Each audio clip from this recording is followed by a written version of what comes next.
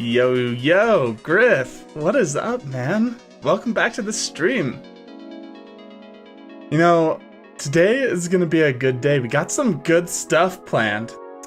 Ashes of Creation just released another update video, so we're gonna watch that and talk about it.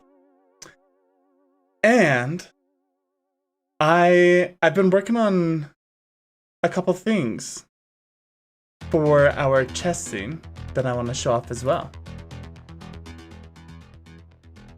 We'll turn down the volume of the music just a little bit.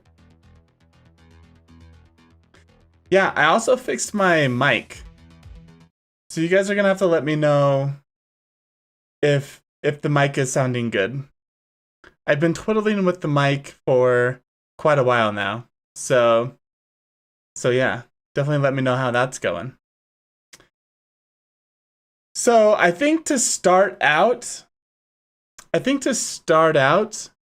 we are gonna play a game of chess.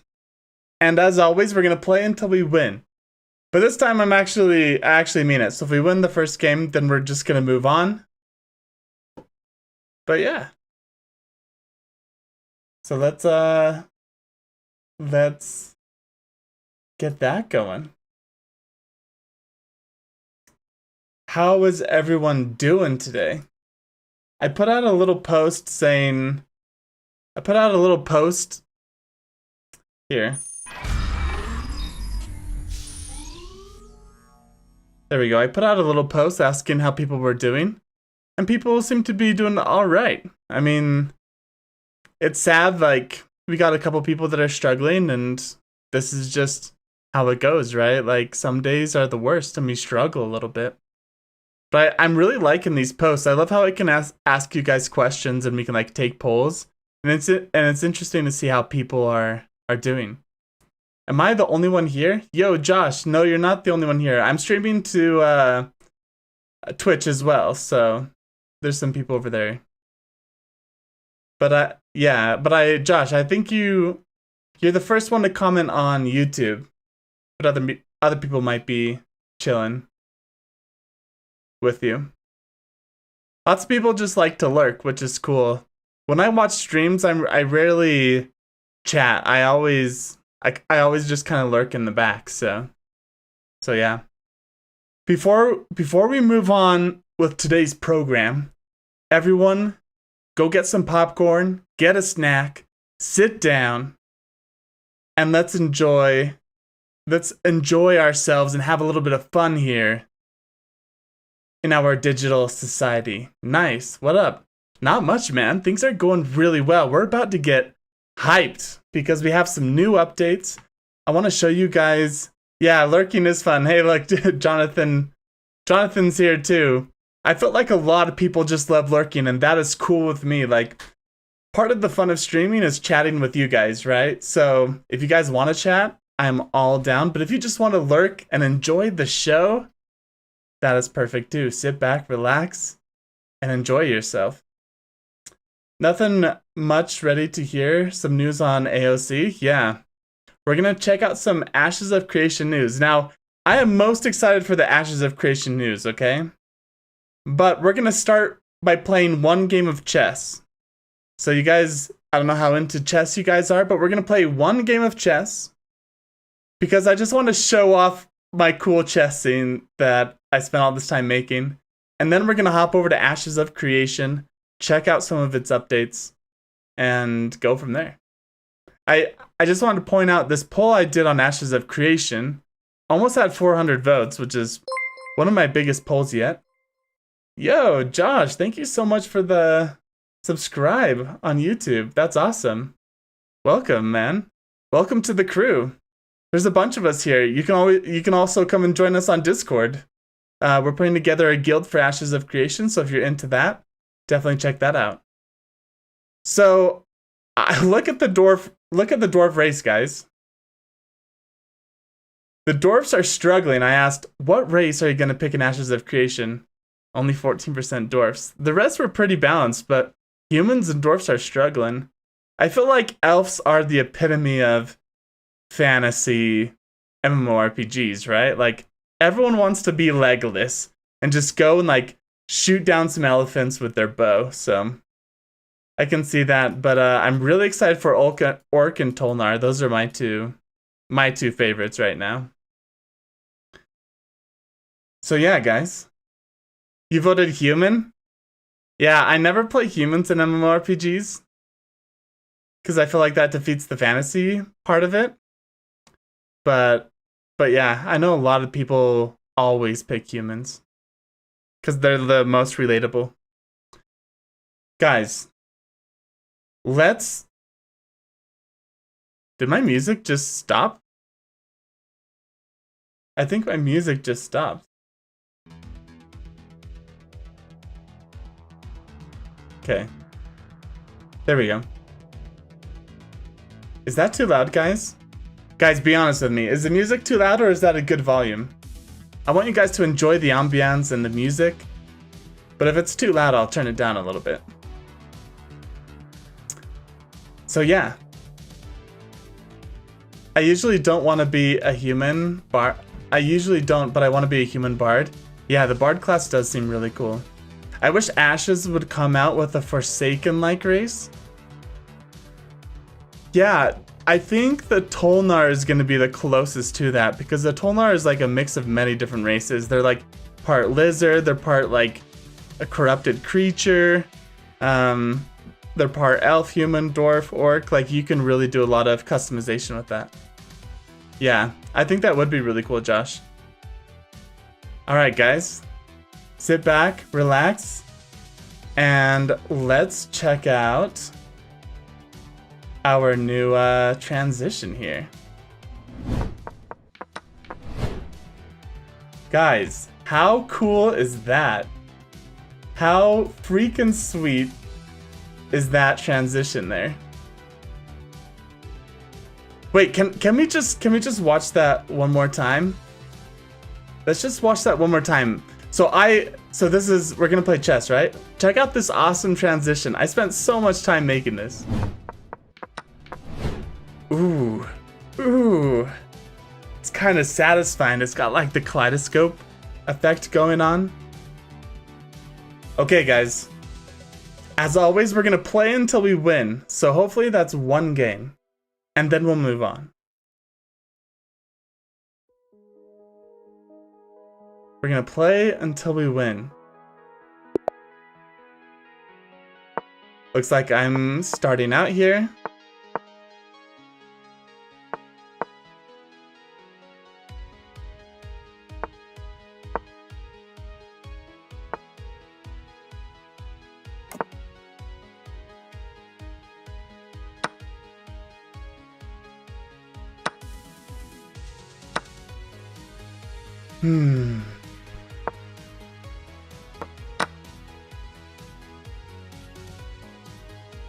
He's just helping me develop right now.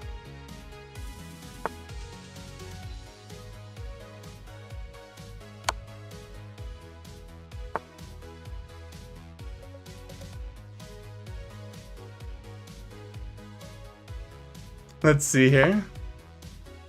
Target this. So we can't move his bishop. Might as well just take that.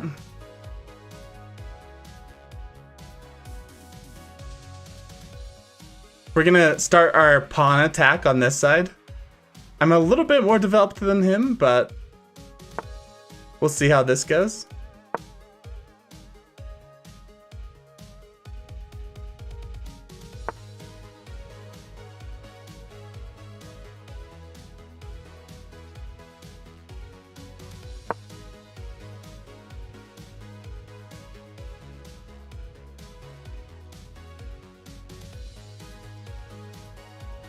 I'm gonna move my rook over here to line it up with the queen. If he castles now, that's kind of a dangerous... Actually, no, it's still pretty safe. He's taking a lot of time. Yeah, so he did castle. So let us line up our Guy with the queen here. And then promote this, or not promote, but push this pawn.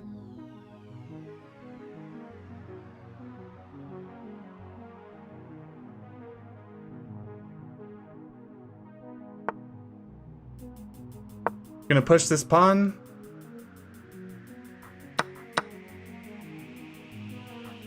So now the queen is under attack.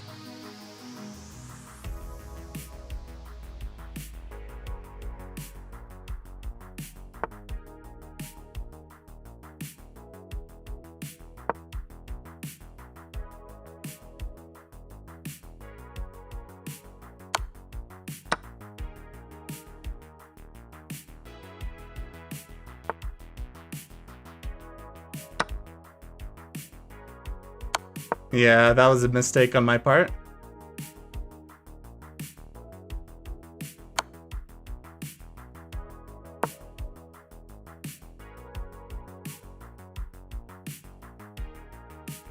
I just blundered my rook. Man. Okay, it's still winnable, even though I'm in deep trouble. Deep trouble.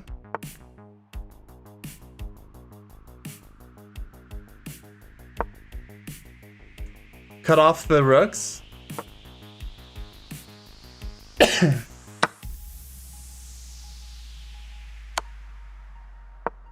I'm just gonna run my king over to this side.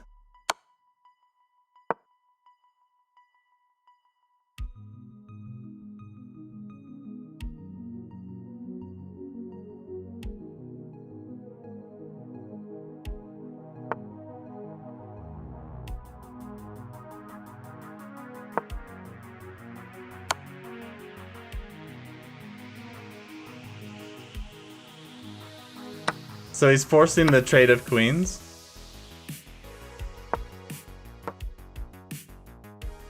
He can't take because then I take his rook.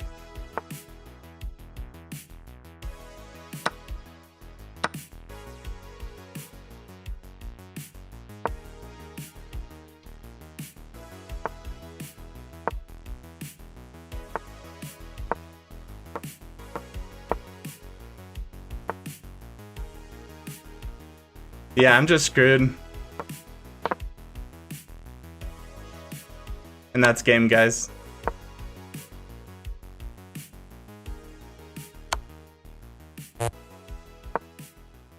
Dang.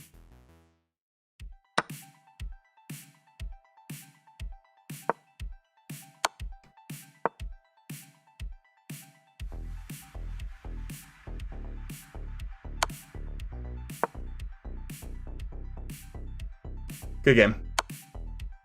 Oh, what the heck? He wants to go that way. Good game. So we lost. We gotta play until we win. We're gonna go quick.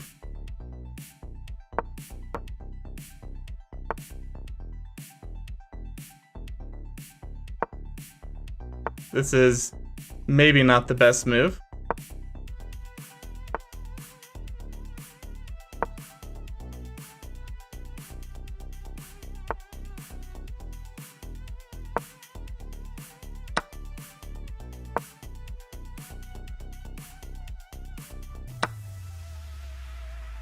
Yeah, I'm just losing, guys. I'm sorry.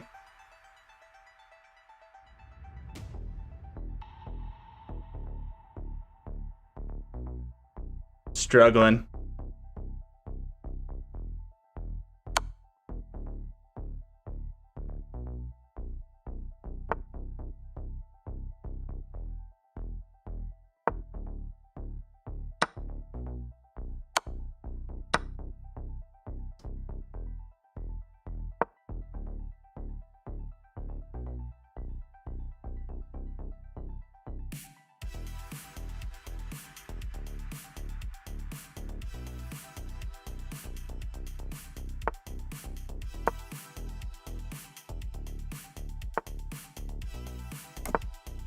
Gotta be really careful of this knight.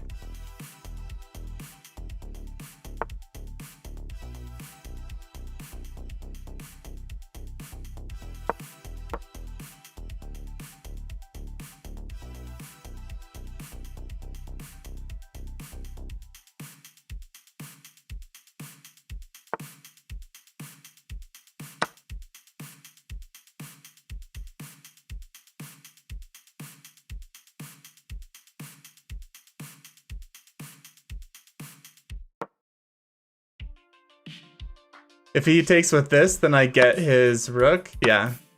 So now if he takes my knight, I get this.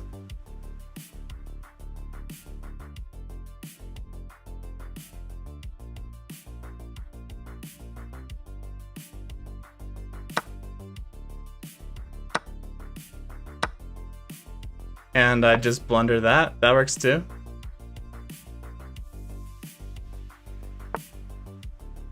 Yeah. I'm just gonna resign and move on, guys. I'm playing terrible.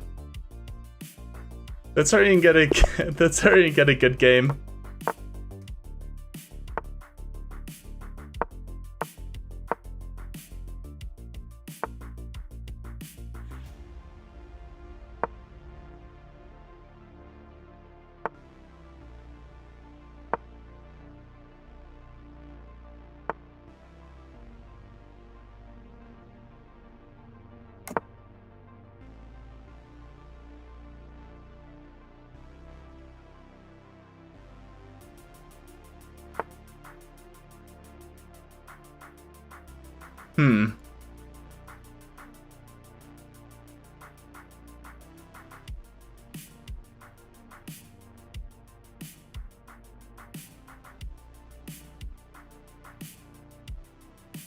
I don't really have any tricks to do here, so I'm just gonna drop back.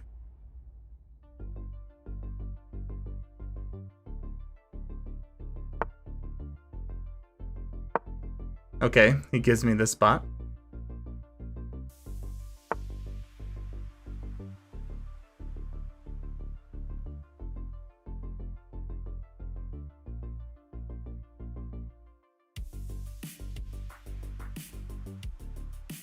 I'm not too worried about that. So if I go here, boom, boom, boom. Yeah, let's do it. Let's open up the center.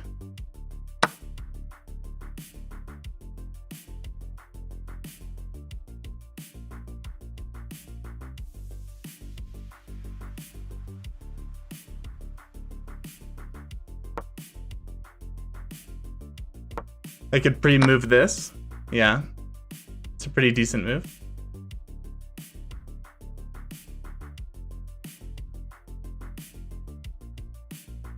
This is a good one, lining it up with the king.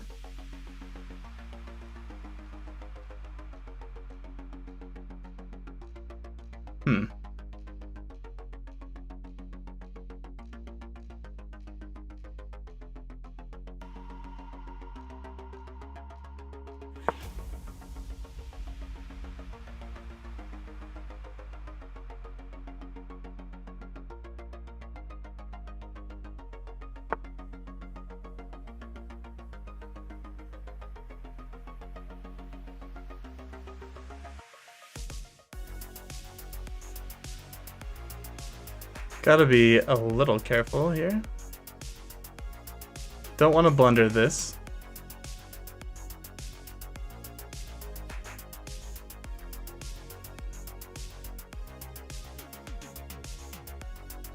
Yeah, so we'll just put this here. You can have that one instead.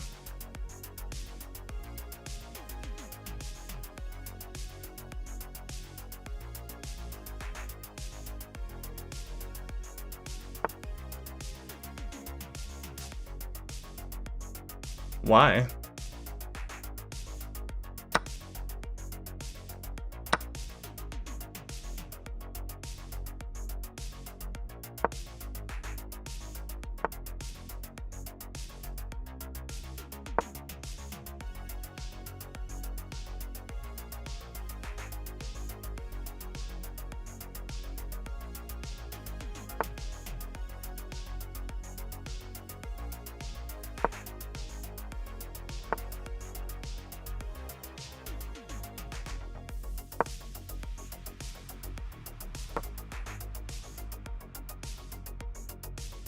He has to take this, yeah.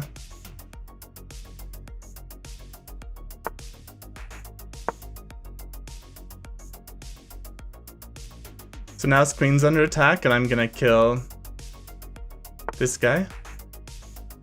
Alright. Plundered his queen.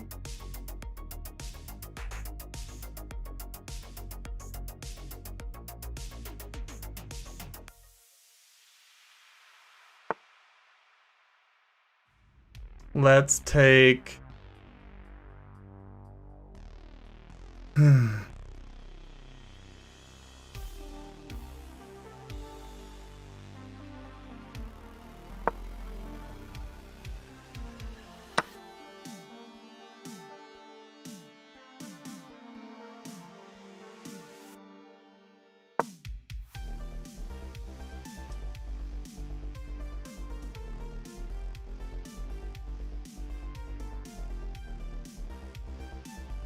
It's a little unfortunate.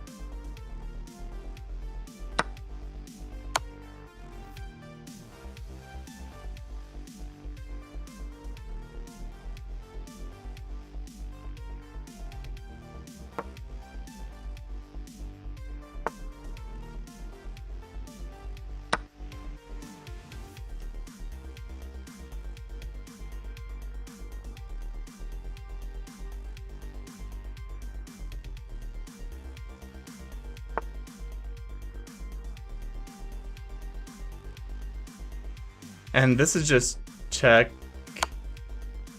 This is just check. He has this move and this move.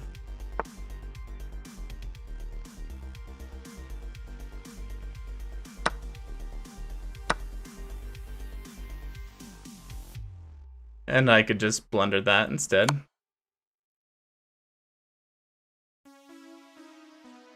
Guys, I'm doing so bad. What happened? Last game I was destroying.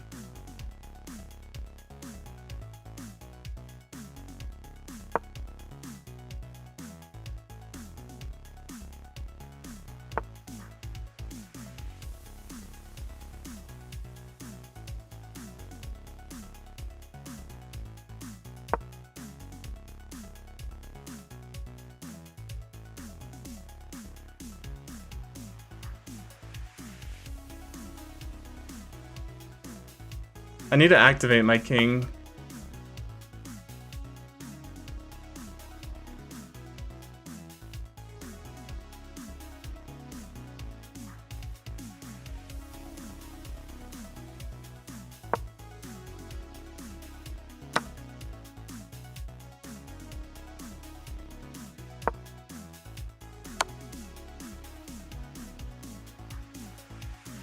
I'm pretty mad, guys. I'm just throwing away all my pieces.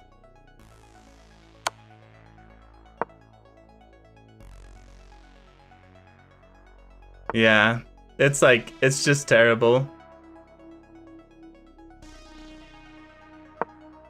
I don't really know what to do.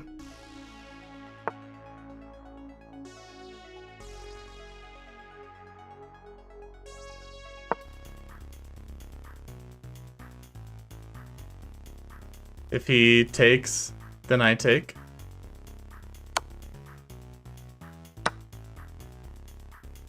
That works too.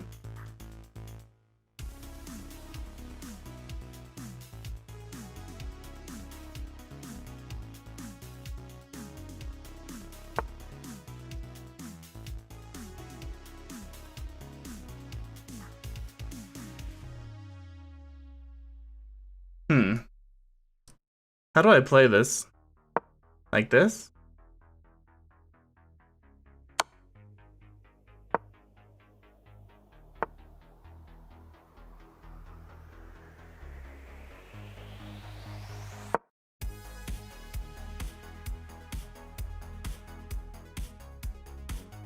I don't know what I'm doing, guys. Oh, okay. I don't know why he's not just taking this.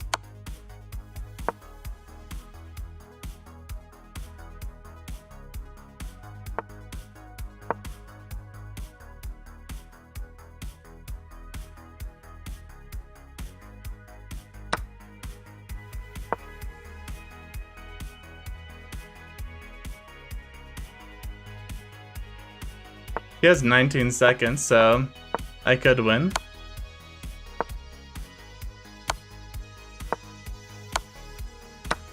Okay.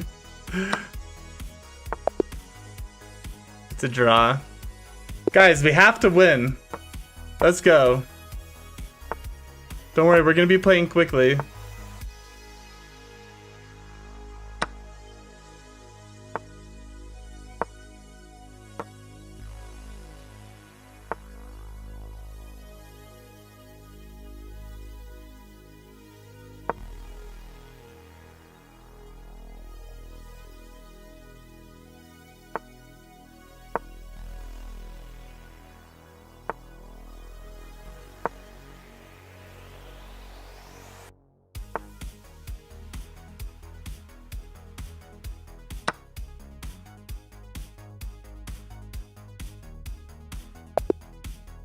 All right, we won. Okay, guys. I think we're gonna call it good. He's making this last way longer than B did. He had checkmate and so many turns ago. Hey, you know what, Jonathan? Why don't you hop on here and you play me in chess? I'm just kidding, man. I'm just kidding. Alright, guys. Rough couple games. Not gonna lie, rough couple games. But we won one. He resigned after being down one pawn. Which is crazy. I guess I don't know what. I think he saw I was gonna promote this, and then I was gonna take this.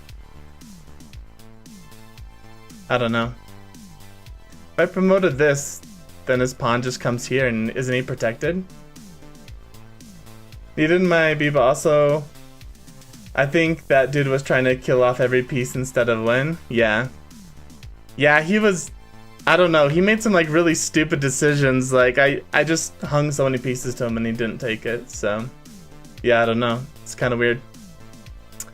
Anyway, guys, why don't we head over to YouTube here? And oh shoot.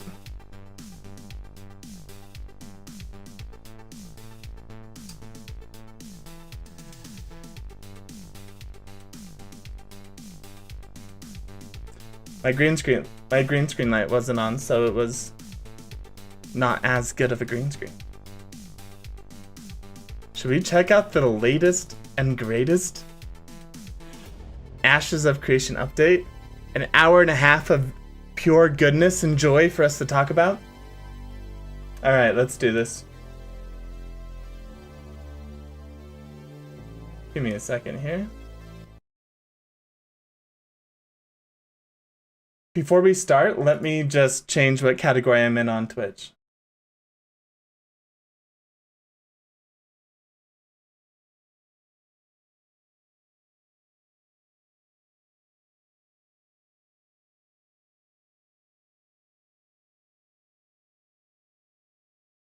Okay. Ashes of Creation. Let's do this.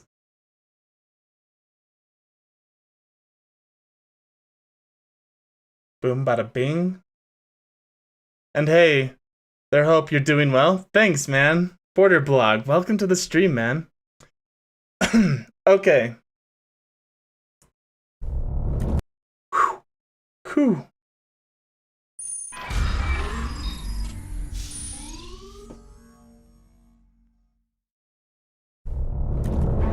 Here we go. Here we go.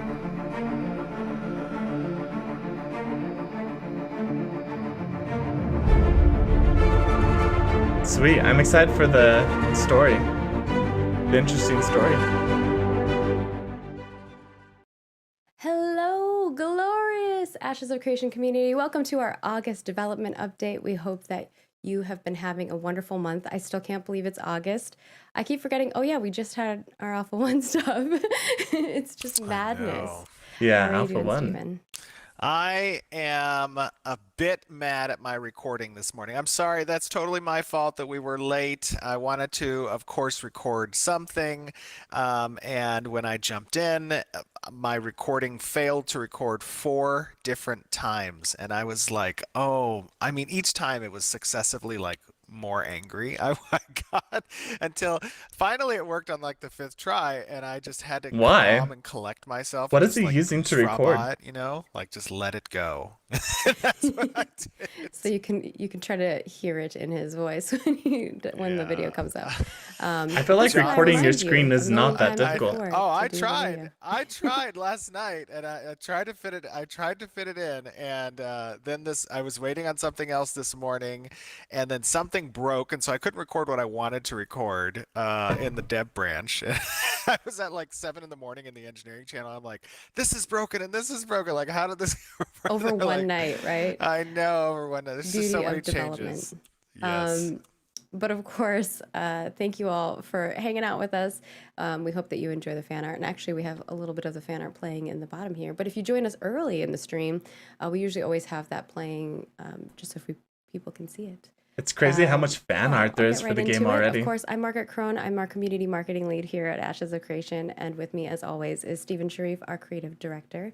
Today, we are going to be going over some of our reminders. We have a studio update, design update, environment art update, and character update. As per usual, we like to show everything off from all of our teams, and we will do a little Q&A as well.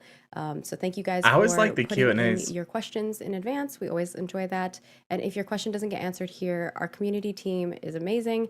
And actually, we have Vaknar, who's a new community member, a community manager on our team, along with Lieutenant Toast, will be answering your questions over there on the forums as well. So even if it's not answered here, you probably might see the answer over there because a lot of the questions are repeat questions usually.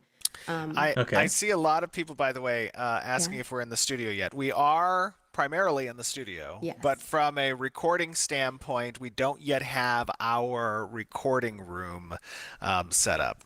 Which we'll talk a little bit about that in the studio update. But yeah, our conference rooms aren't completely ready to rock and roll yet. So once those are good to go, I will be reusing and repurposing one or like multi-using it for live stream stuff. And we actually just hired on a video editor as well who will be assisting with that stuff. He's awesome as well.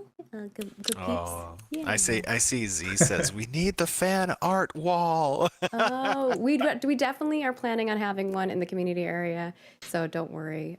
Or maybe we'll put it in the the game room area so people can see it when they walk or in that area all the time. Cool. Yeah, so we'll figure it out. But I mean, you guys have sent us so much fan art. We probably will have multiple walls with fan art. We'll on have it, so. the wall of fame and the wall of shame and the wall.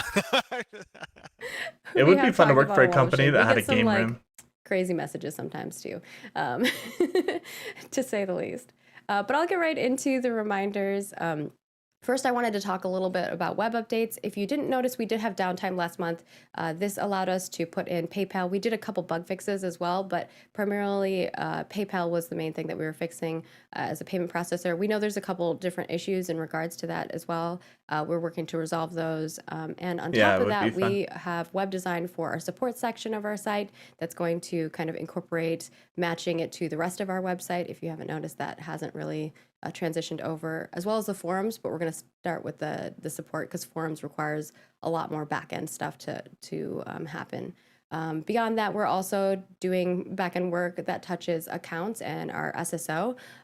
This is going to help us provide more options for 2FA account security and also providing better login integration solutions cross-platform. So that means, you'll be able to log in and it'll work with our From Web, which includes forums and support, and then the launcher in the future, as well as our phone app in the future as well. So kind of like integrating all of those things so you have like one profile that attaches to all of those. I want to see boats right now, too. You probably noticed I want to to see some water content. Log in, and then you log into forums, and you log into the support separately. It'll all be like one conglomerate thing. So that is my goal eventually. It just takes a lot of back end for us to do. And if you hear my cats yelling in the background, I apologize. What is happening back there? Yeah, they're like, so one of them chucks the mouse in the air and then the other one goes and chases it and then the other one chucks it. It's the beauty of having two cats is they will play with each other. But yeah. Are these living mice or toy mice? Oh, toy mice. Oh, okay, got it. And they have like this little worm thing that they chuck around too. I don't know. But yeah, so I think that those are kind of the main dagger's things. pretty cool. And this will also allow us to provide you better user messaging in regards to like anytime an account a change is made on your account as well. So like if a password is updated or things like that, we know that some of that stuff is not completely in the right state. So we want to bring it all up to date. I know, not fun stuff. So we'll move into more fun stuff. We've got our Alpha 1. This one does not include our Alpha 1 stuff, but our monthly cosmetic swap over is going to be happening on September 1st, 2021, and which is the Sears of the Black Root. So if you would like these, make sure you snag them up before our next set Scenes of the Black Root released. I just hope it's edgy. We need more edgy stuff. Dev discussion that we put out this month, which was what are some of the key elements you should be introduced to as a new player, and how much hand-holding do you generally like to see in game? Hmm. I'm sorry. They're like being really loud. What I hear is this chat. mouse? What is this mechanical toy mouse It's not a doing to mechanical them? toy. It's just one of those little tiny like toys. They're just going crazy. I'm sorry. It's distracting, but we really do want to know. Good boat stuff is always amazing in games. There are way too few games with good boat mechanics. Yeah, it really is. Like Sea of Thieves was good, and I feel like we need more games that take advantage of water content and boats. So that's why I'm so excited for Ashes of Creation to see what they do with it. What your opinions are on new player experience. Obviously, that's the most important thing. I know there's some people in our community who have said this is going to be the first MMORPG that they've ever played, and Wow. that is amazing for us to be part of that experience for you. I remember my first MMO. I don't know if Steven remembers his, but it's Oh, I remember definitely mine. yeah. Like we really do want to make sure that we're making the experience great for you and also Hmm. for everybody. So if you have opinions, please share those. I believe the community team is going to be making a report here shortly. What was your guys' first MMO RPG?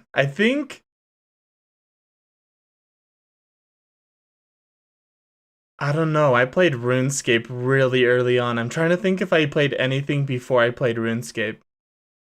I played WoW really early on too. It was either WoW or RuneScape. Your first MMO was Guild Wars?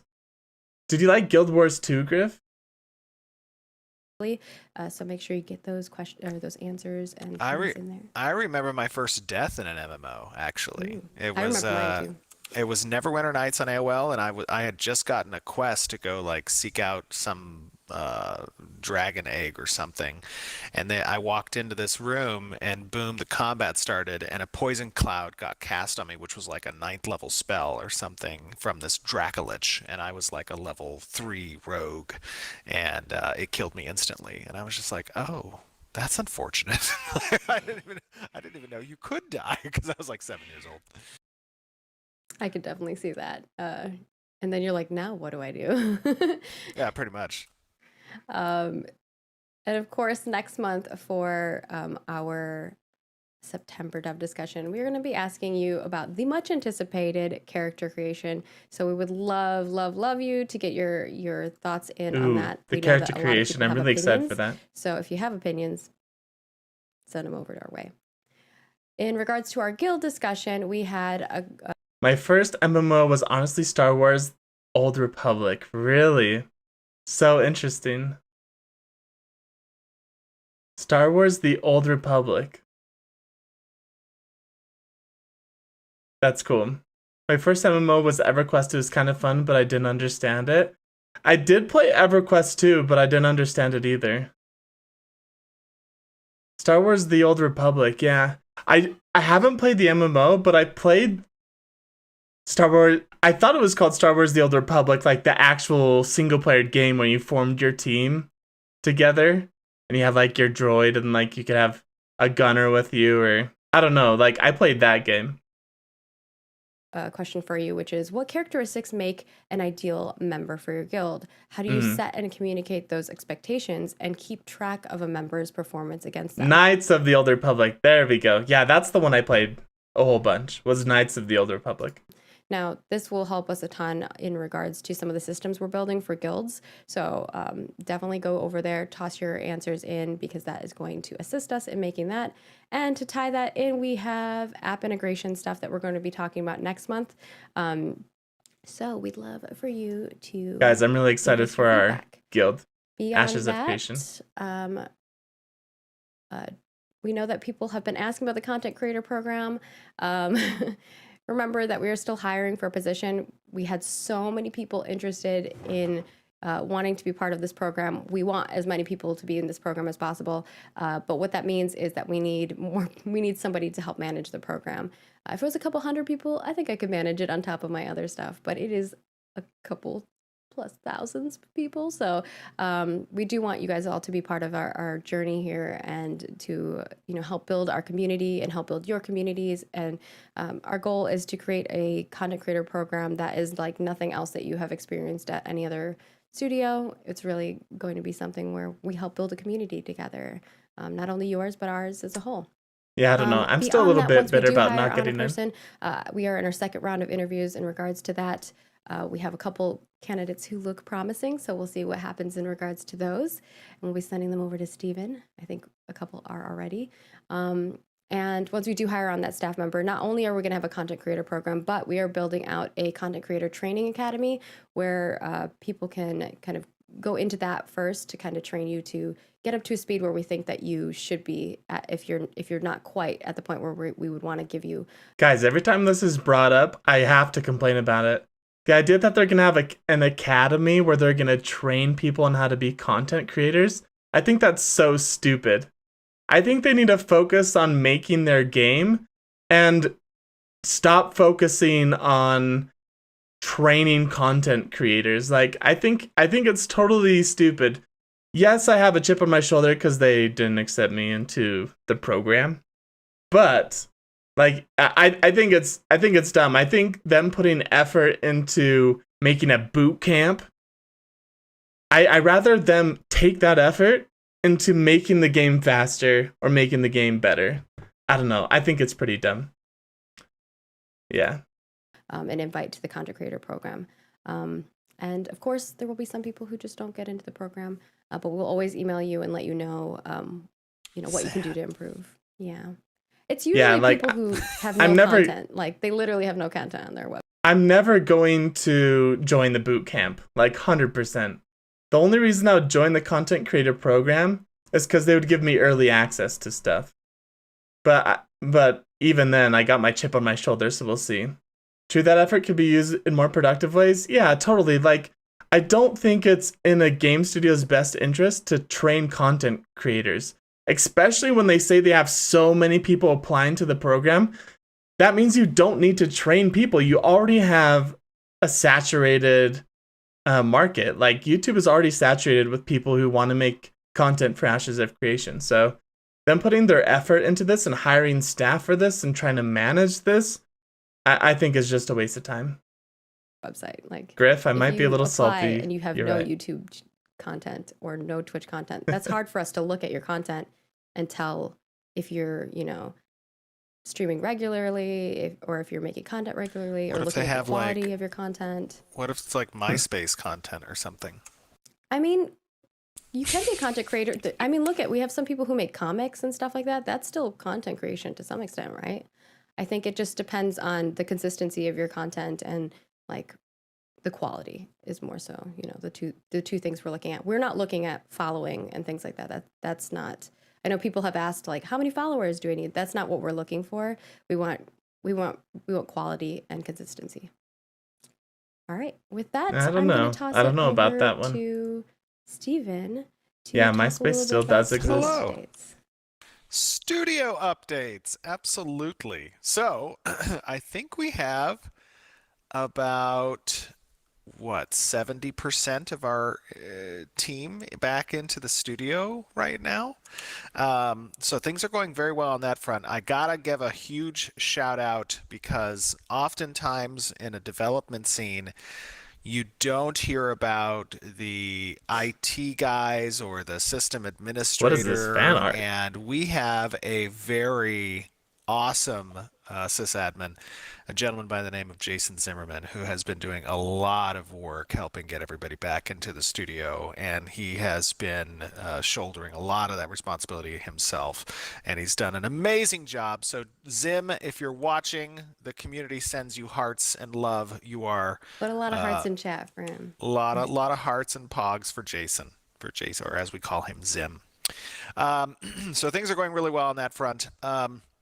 Additionally, we've had some great hires over the past month. I think we've had 6 or 7 just this last 30 days. Wow, that's pretty cool. Which these very talented individuals who are joining the team, you'll probably see more of as we, get into the dev diaries again and do future streams and whatnot. But very excited for the talent that is joining the Intrepid family.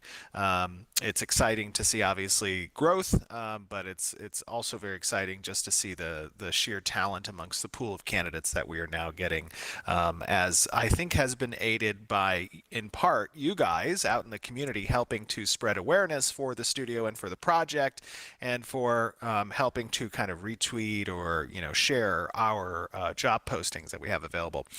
We still have many more positions to fill. Obviously, while the team size is large now, we are going to be getting ever so larger, and we have space to grow now that we're in our new studio. Still waiting on some of the ancillary furniture, our conference room furnitures, our cafeteria furniture, a lot of the seating, kind of lounge area stuff. Once that stuff gets in, you guys, Margaret is like literally foaming at the mouth to record footage inside the studio. I just wanted to do like a little water cooler like vibe. I was gonna do kind of like an Instagram stories, Snapchat thing that's like we ask a different developer every day like a question, and it doesn't always have to be like development oriented, but kind of like behind the scenes, getting to know the devs.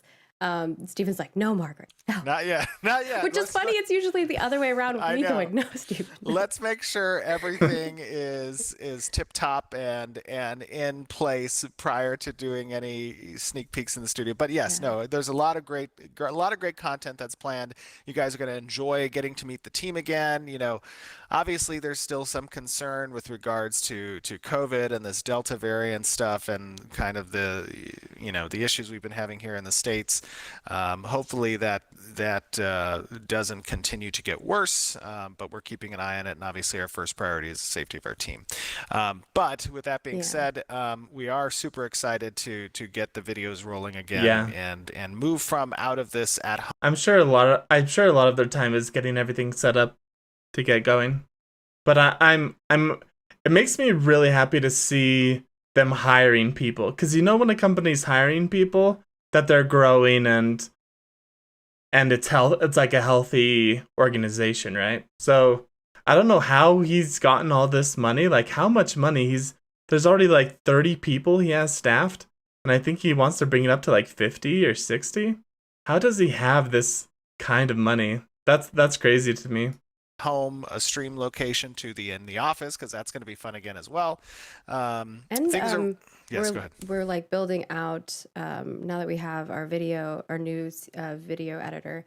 Him and I are kind of working out the new like in studio, what that's going to look like and what kind of equipment we're going to have. So when we do come back, I think it's just cosmetics, higher quality maybe visual for you all.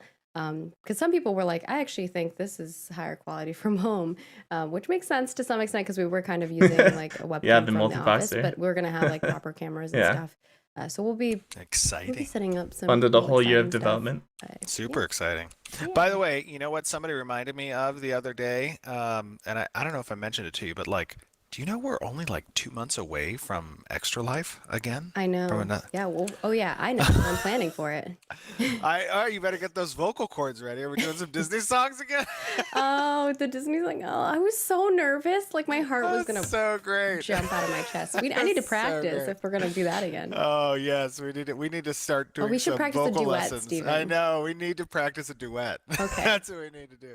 Tell us, community, what Disney song Jonathan, give me some of your money, man, so I can buy some stuff. Yeah, some like pre-engagements and see what like the desires are on the community side for us to do. Maybe we'll stuff. have Lieutenant Toast and Vacnar put together some questions like that. As soon as new people are coming, it'll go faster. Having time that is not purely just making the game is important. Being burnt out for a project can happen, and that would suck for this game.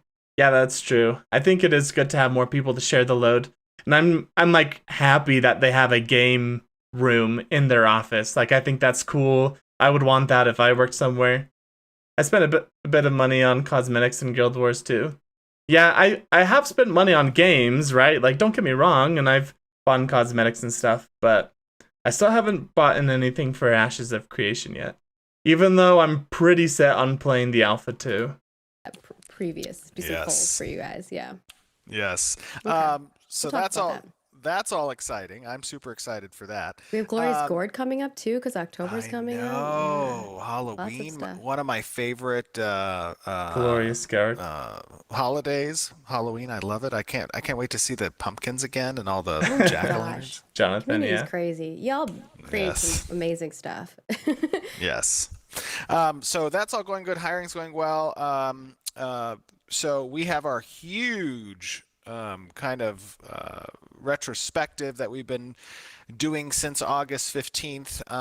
And now design is moving off to documentation and pitch phase for some of the changes on some of the systems that we represented in Alpha 1 and some of the things that we want to change going forward. Engineering is looking at, well, I guess we can get into those when we get into the sections. But anyways, we're going through retrospective at the studio. It's been very, very good to obviously have all of our team members go through the feedback and the forum commentary, the Reddit posts, all of your social media commentary, which community has done an amazing job summarizing that into a report that Multiple is just reports. I was going to say multiple reports that are very in-depth and in detail, and it's a huge help. So big props to the community team, not just during the live ops service of actual Alpha 1, but also in the post-Alpha 1 duties that you guys have been fulfilling. A really amazing job.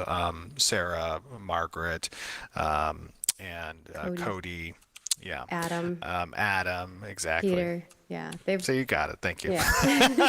Once you start naming one, you got to name them all. But yeah, they all did an amazing job putting together the reporting in regards to their fields. And we tried to go as quickly as we could, not as quickly as we could, but be as thorough and get you guys data as quickly as possible. And then on top of that, we are doing some subsidiary reports pending what development is looking for. What are they talking about? All these reports? A little bit more in depth.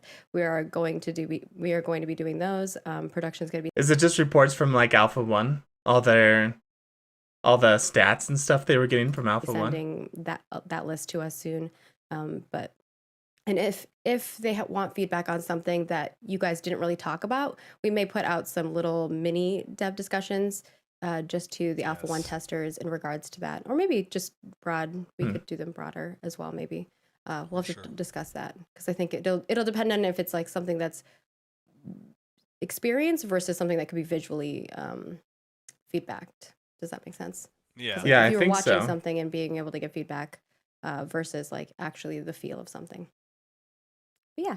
For sure. Lots of reporting going on, and we'll talk a little bit more, and I guess we can kind of move into design. Do you want to play the video first, or do you want to talk a little bit about some of the things? Sure. Yeah, we can play the video first. This is a super short video. I wanted to do something else, but there was a little bit of a bug in the development build, which is fine. So Was it the this is the video. Yeah, there's a combat bug, and there was like a zoom issue, and it's okay. It'll get fixed. But it's like one day and it's broke. I know. It's unfortunate. But so last month I gave a description of what I felt was a really accurate description of the terror bird. And someone did clip it for me, so thank you. It was so funny. I laughed out loud. It was great. Yes, so I wanted to actually just kind of show you the terror bird in the game, and also, show you. I don't know if you guys remember the Thundering Bolt Beast, and show you the new flower monsters and some of the VFX changes that we're doing based on feedback from the Alpha 1. So it's just a quick little 5-minute video.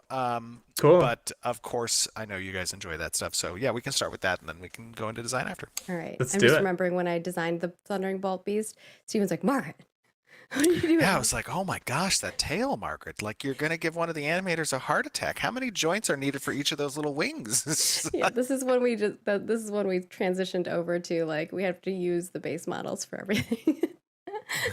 All right, well, video is going to be playing here, and we'll see you right after. All right, guys. Hello, glorious Ashes of Creation community. Welcome to another stream day inside of Ashes of Creation. The world's a little lonely right now. Our month-long Alpha 1 test has finished, and there are no testers to be seen near me, which is probably good for them, because I just wanted to take a second. I know last stream I gave a masterful description of a new mount that had been introduced called the Terror Bird. And I wanted to actually, complement that very well done description with actually seeing the terror bird in game. And so, yeah, like I said, it's good there's probably no testers around, because this guy is hungry, very hungry. But just wanted to show you guys it in game. We have a lot of work ahead of us towards Alpha 2. Part of that work is, of course, introducing content into the game and the different creatures and mounts and all the quest lines and fleshing out the core systems that we demonstrated in Alpha 1. And this guy's part of that work. And that stuff's making it into the game. We have a long road ahead of us, of course, but we got a great amount of feedback from Alpha 1 across our forums, Reddit, social medias, Discord. Even if you weren't a tester, and we love our testers, but even if you weren't a tester, participating in that conversation and giving your feedback is a super important part, as I've said many, many times.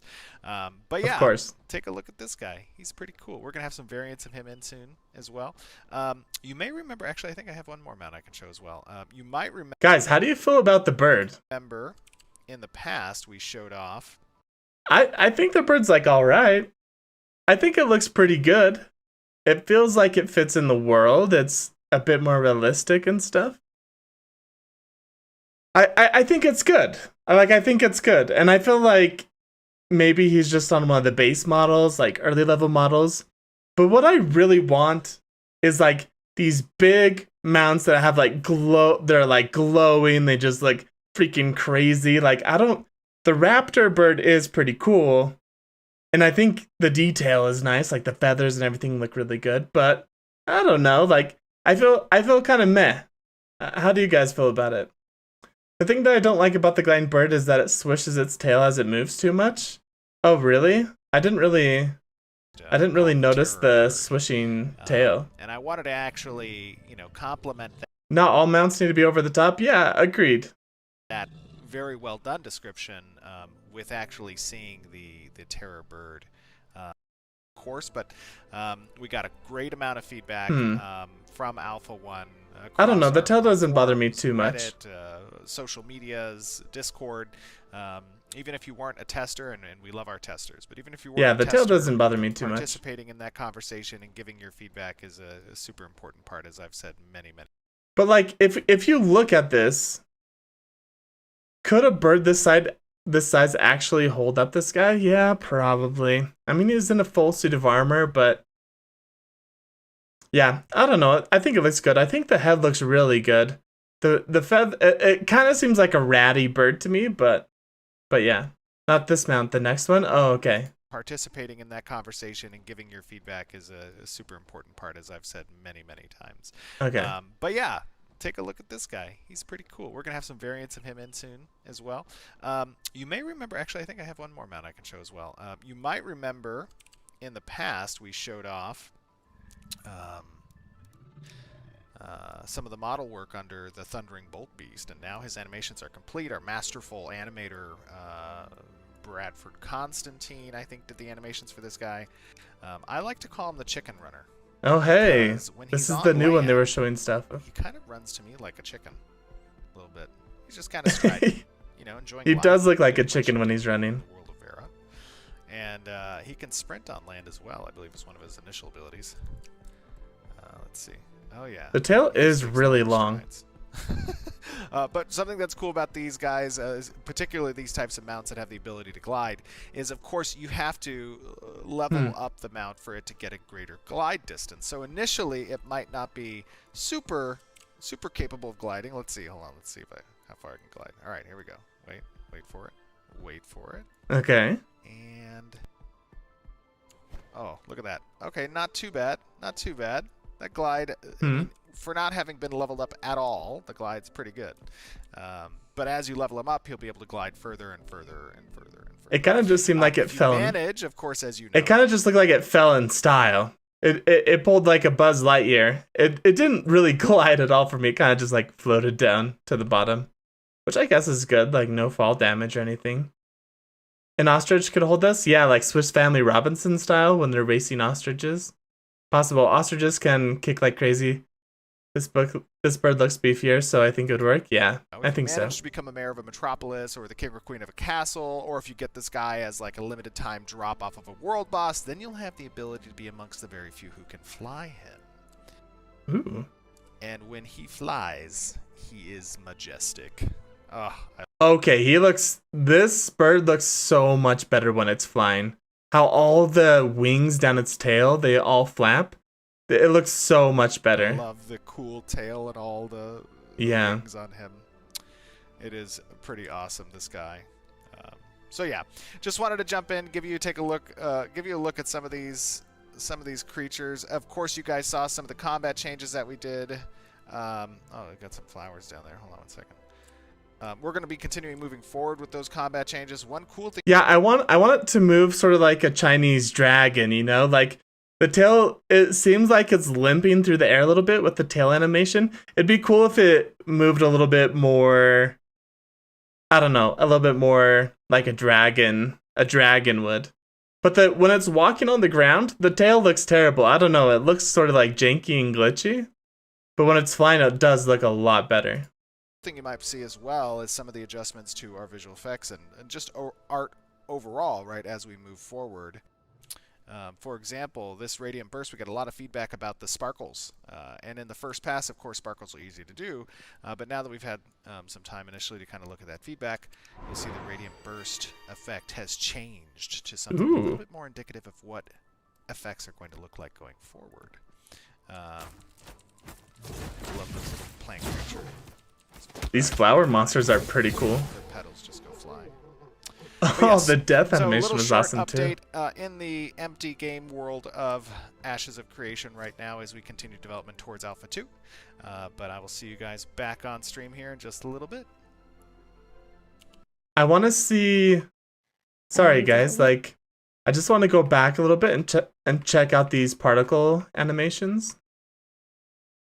See as well as some of the adjustments to our visual effects and just art overall, right, as we move forward. For example, this Radiant Burst, we get a lot of feedback about the sparkles. And in the first pass, of course, sparkles are easy to do. But now that we've had some time initially to kind of look at that feedback, you'll see the Radiant Burst effect has changed to something a little bit more indicative. Feedback, you'll see the Radiant Burst effect has changed. I like it. To kind of look at that feedback, you'll see the Radiant Burst effect has changed to something a little bit. I think it's pretty cool. It seems, I don't know, maybe because I'm so used to the sparkly one, it seems a little bit bland, but maybe that's good. Maybe it's with less sparkles overall in the game, it'll be a little bit easier to tell what's going on. But I don't know. I thought the animation and everything looked good. Yeah, the art of this game looks great. I really do think so too. The artists have been doing a really good job with it, for sure. This is gonna need a beefy computer run smoothly with all these particle effects. Yeah, I'm not sure how it's gonna end up, but you may be right. But I will see you guys back on stream here in just a little bit. And we're back. Oh my gosh, the petals falling off. That death animation is so cool. Yeah, the death animation of the flower was really good. It's so beautiful. And then when I was watching the thundering bald beast fly, I was like, oh, okay, maybe it's a little weird. Why did I design that? I don't know what I was thinking. I think it looks great. It's a cool beast. You guys will notice also in the footage that there's some heavy clipping. That's some just general touch-ups after a mount is added to a game. You're going to have those types of clipping issues, but those will be touched up. And it's cool with the Thundering Bolt Beast. Actually, a lot of people have always asked, like, well, what's going to be the degree by which you can actually glide with these types of gliding mounts, right? And that's something that has to be built up over time for the mount itself as it levels up, essentially. And I think we might even include, this is some design discussions we've been having, there's variance among the speeds that mounts can have based on how those mounts get introduced into the world, whether it be through the animal husbandry system or whether it be through merchant tables or through rare drops or granted by title requirements. Okay. They'll have varying degrees of abilities like speed, and they might also have modifiers to their glide distance as well. So that, when I just jumped off, it was very very little glide. Like there was no glide at all almost. But Yeah. as you level it up or you get higher training for the mount, the abilities to glide will be much further and further and further. Okay, So that cool. was something that was cool. But yeah, no, I love the way it looked when it was flying. I thought it was cool. All the little wings. On so many wings. All right. Well, let's talk a little bit about what design has been doing. We'll step back a little bit and talk a little bit about Alpha One. What data did you guys gather, and how do you think it's going to be helping us as we move forward towards Alpha Two milestone? Sure. So Yeah, I'm looking at the tail when it's running, and I don't really like it. It looks a little janky to me, but maybe that's just the frame rate, or I don't know. a lot of really what design has been focusing on as part of these last since August 15th has been kind of drilling into the existing documentation around our core mechanics and systems and applying what we visually observed during Alpha 1. For example, Did they say glide mounts are temporary, so we'd have to level a temp mount to glide better?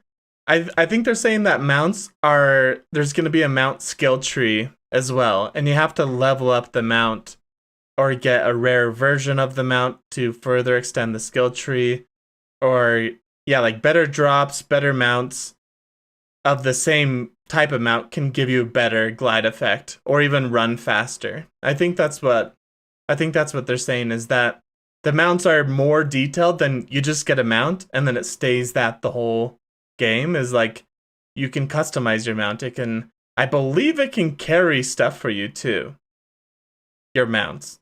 And maybe that's an upgrade, or you can get better speed, or I don't know. There's lots of different customization you can do with your mount.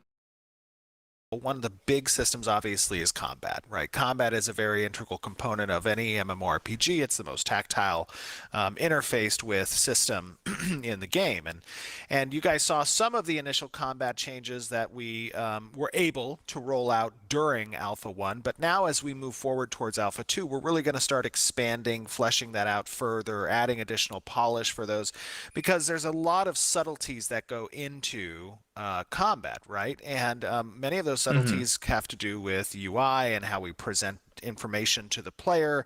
They go into specific timings with our frames in the attacks for weapons. They go into kind of the ability design and what we learned from that. So as design kind of observed feedback both from players as well as collected the data from Alpha 1, we're using that to kind of reanalyze and actually we have about I think we have after this retrospective, I think it's probably going to be at least, I would say, 2 to 3 weeks of many hours that will be taking up my daily schedule with the design team as we go through what we call the pitch phase, where each designer is assigned essentially a particular system that they go through the documentation for, and based on observations from Alpha 1 or based on the discussions that we've had with the community, they start identifying components of a particular system and presenting pitches for how we might change those particular systems in anticipation for Alpha 2.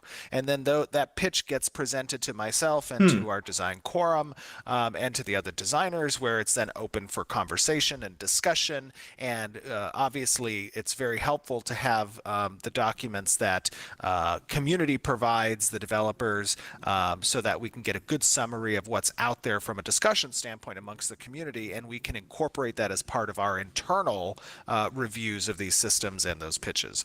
Okay. So that's generally what design has been up to thus far.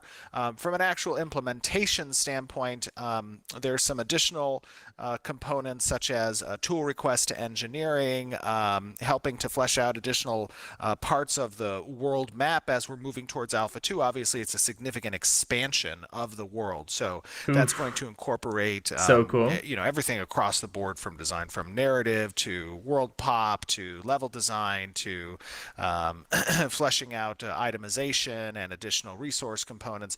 Like there's a lot of stuff that's on the plate for Alpha 2 that design is now essentially going to be helping to guide the other departments as part of what our desires are for Alpha 2. Hmm. Okay. Cool. And obviously we put together a lot of the feedback reports, compiling that from like social media to, our forums, every platform that you guys have ever spoken on, as well as even like data that we pulled from other places. How is design incorporating those as they're going through these design docs that you guys are talking about for these pitches? Yeah, generally, so the first thing that we do is obviously we get an assessment of the original doc and the system and its components. And then in the pitch phase, when we're taking into account observations and or feedback from the community, we are citing I essentially. just have to say this bow is pretty cool. I like it because it has enough detail and it's not like over the top, but it still looks pretty epic. I know it's just fan art, but I had to say something about Topic it. discussions and community sentiment across different social mediums, whether it be our forums or Reddit that you guys have provided as part of your summary from Twitter, the Facebook, community, right? everywhere. Twitter, for everywhere, right? Everything. Yeah, and and when we have discussions as the design team on how we want to move forward with either changes, adaptations to particular things, we are referencing community sentiment. How does that sentiment stay in line with what our core philosophies are? Right, our core pillars.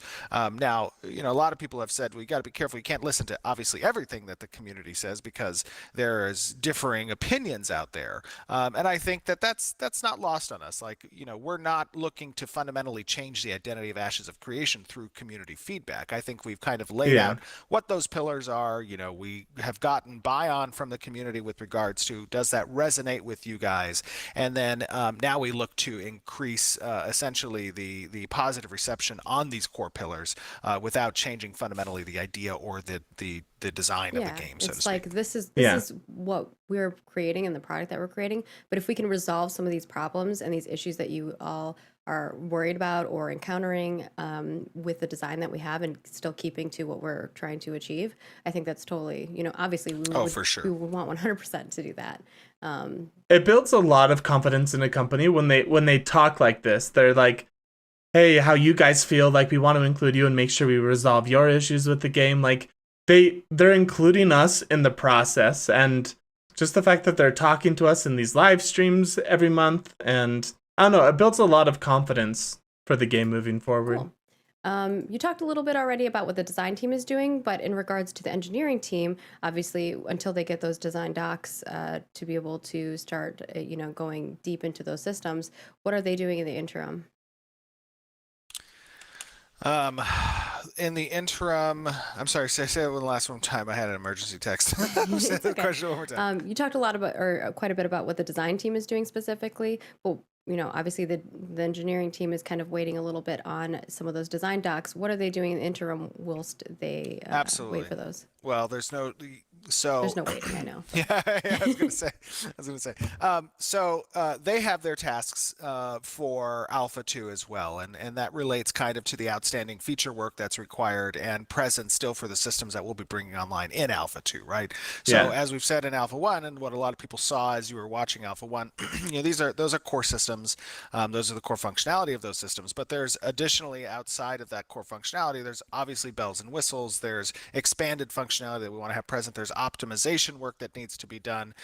There's some tech debt that gets accrued as part of any milestone, right? You kind of you for those of you guys who may not understand like tech debt as a reference, but essentially as you're working towards a particular milestone, obviously you have the best of intentions with regards to doing things the right way as you're moving through, but sometimes as time dwindles away and you're getting up across the deadline, certain things require a little bit more work than you have time to do, and that's when we do in kind of stopgap measures and kind of shortcuts on some of those things, which is okay to have a little bit of tech debt, and part of that process is identifying what those to-do tasks are in part of the code base, going back, taking out what was put in temporarily, and implementing the correct process as well. So that's a little bit of what engineering is doing as well. But they're also participating in the retrospective and also identifying some of the core features and what technical implementation was utilized in order to present those core features and how we should rethink some of those things. Obviously, it's not as going. Excuse me. It's not going to be Sorry about that. It's okay. It's not going to be as intensive as actually writing the system over again or having to reauthor it, obviously, but it is identifying where certain areas can be changed as part of writing a particular mechanic and how that interacts even with other mechanics as well.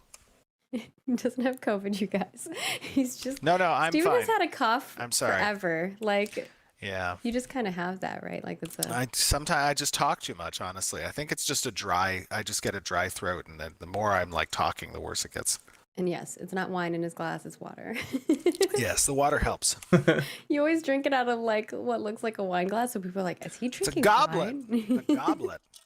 That He's is not just a fancy goblet. AF, okay. Um, Fancy schmancy. in regards to engineering, they also were working a little bit more on some of the things for security that came up, and obviously Correct. some things that we're looking forward to doing in Alpha 2. Do you want to talk a little bit about that as well? Sure, absolutely. Okay. Yeah, so, for Alpha 1, and those of you guys who kind of observed, we actually had a relatively stable environment for Alpha 1. I mean, there were a few Yeah. times where we had to bring up the servers, back up again, and there were some security attacks that we had Sure. that we had to address. It wasn't really our primary focus, at least on the ancillary security components of the game. Obviously, in the game code itself, there was a focus on making sure that things were secure there, but like login and authentication and DDoS protections and DOS protections, like that wasn't really at the forefront of our mind for Alpha 1, which is fine because when they came up during Alpha 1, I was actually very impressed with our team's responsiveness and the ability to deploy countermeasures as part of that process. And I don't hold anything against, people who come and probe, the security protections. Like in a way that actually helps. I mean, I would prefer they come to us and tell us directly, but in a way it helps our investigative process. It helps the way that we're able to deploy hot fixes. Those are the things that we want to get out of the way in Alpha 1. And, I know at the end of the day, even if malicious actors are targeting us, it's like, they're targeting us because they want to play a great game, hopefully. Ideally, if you encounter an Ideally. exploit or a bug or something security oriented, we would Yes. prefer you reach out to us privately. You can DM me Agreed. or Toast or Yeah. Ragnar Or me. or Steven. Steven, you have a Doesn't lot get of lost. DMs, I know. so It doesn't get you lost in might the get DM. lost. But if you DM one of the community team members, like the community manager or me, we will get on it right away. Like those things are things that, we're working with engineering on all the time. And we have Right. had people reach out to us in the past in I regards like to those type of things. I like somebody said hacked out of love copium. Okay, maybe a little bit of copium, but regardless, it was great to see the team's response to that because we had issues. I felt so bad. I'd be like calling somebody up at 3 know. a.m. I know, but I thought we. I mean, let's be honest, guys. 100% people are wanting to be. They only have malicious intent towards this game. There's so many instances out there where it would serve people in their best interest to tear down Ashes of Creation, right? Other games, other developers. So I think he has like a good attitude towards it, but yeah, like he's got to be a little careful inviting people to just like come and test their servers because I think there's people that do it just for the fun of like hacking, but I think there's a lot of people that seriously just want Ashes of Creation to fail. Perform very well in that. So with that regard, going forward, obviously Alpha 2 is where we're going to employ more stringent security measures, especially around those ancillary systems and as part of the game code even further. Because, from our perspective, obviously MMORPGs, when you have a large amount of players that are participating across many different systems and in a single environment, there's always going to be opportunities for certain individuals to do things that are a little bit unsavory. In that regard, that's going to be a focus for us going forward to Alpha 2. All right. Speaking of Alpha 2, I know that people are wanting a date. We don't have a date for you, so we will not be announcing that on this stream. When we do have a date, we will let you know. But obviously right now, our main thing is kind of going through, making sure that we have all the systems in, ready, or getting those things ready and prepared, and figuring out time frames that those things are going to take, tasks, things like that. So it's going to be a little while. But we will let you guys know when we are ready to let you know when Alpha 2 is coming. Cool. In regards to Alpha 2, Hopefully we by talk a the end little of the bit year. about what the users can expect in Alpha 2? I know you won't be able to go through everything because it's a lot, but Yeah. the highlights maybe. Mm-hmm. Yeah, honestly, Alpha 2 is really taking Alpha 1 and fleshing out all of those systems much, much further, right?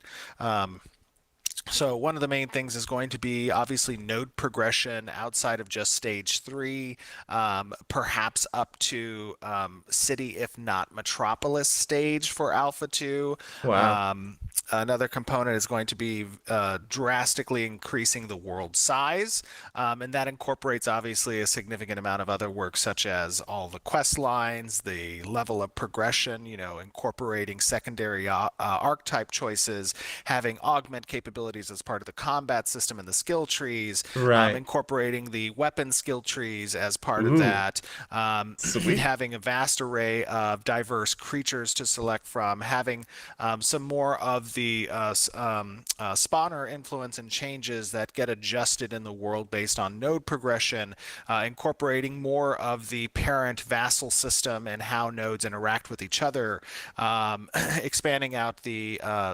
guild skill trees, really doing a Wow. significant revamp on gathering and the way that we're actually going to start demonstrating the real gathering systems, the itemization and crafting components, just general artisanship tree.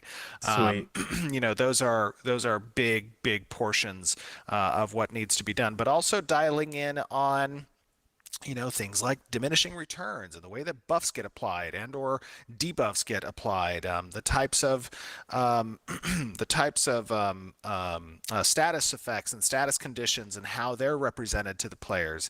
There's a lot of stuff that goes into moving from Alpha 1 to Alpha 2, and just to make sure you guys, as you're viewing and you're tuning in, and this gets viewed on YouTube or the VOD later, there's a lot of work that's necessary for Alpha 2.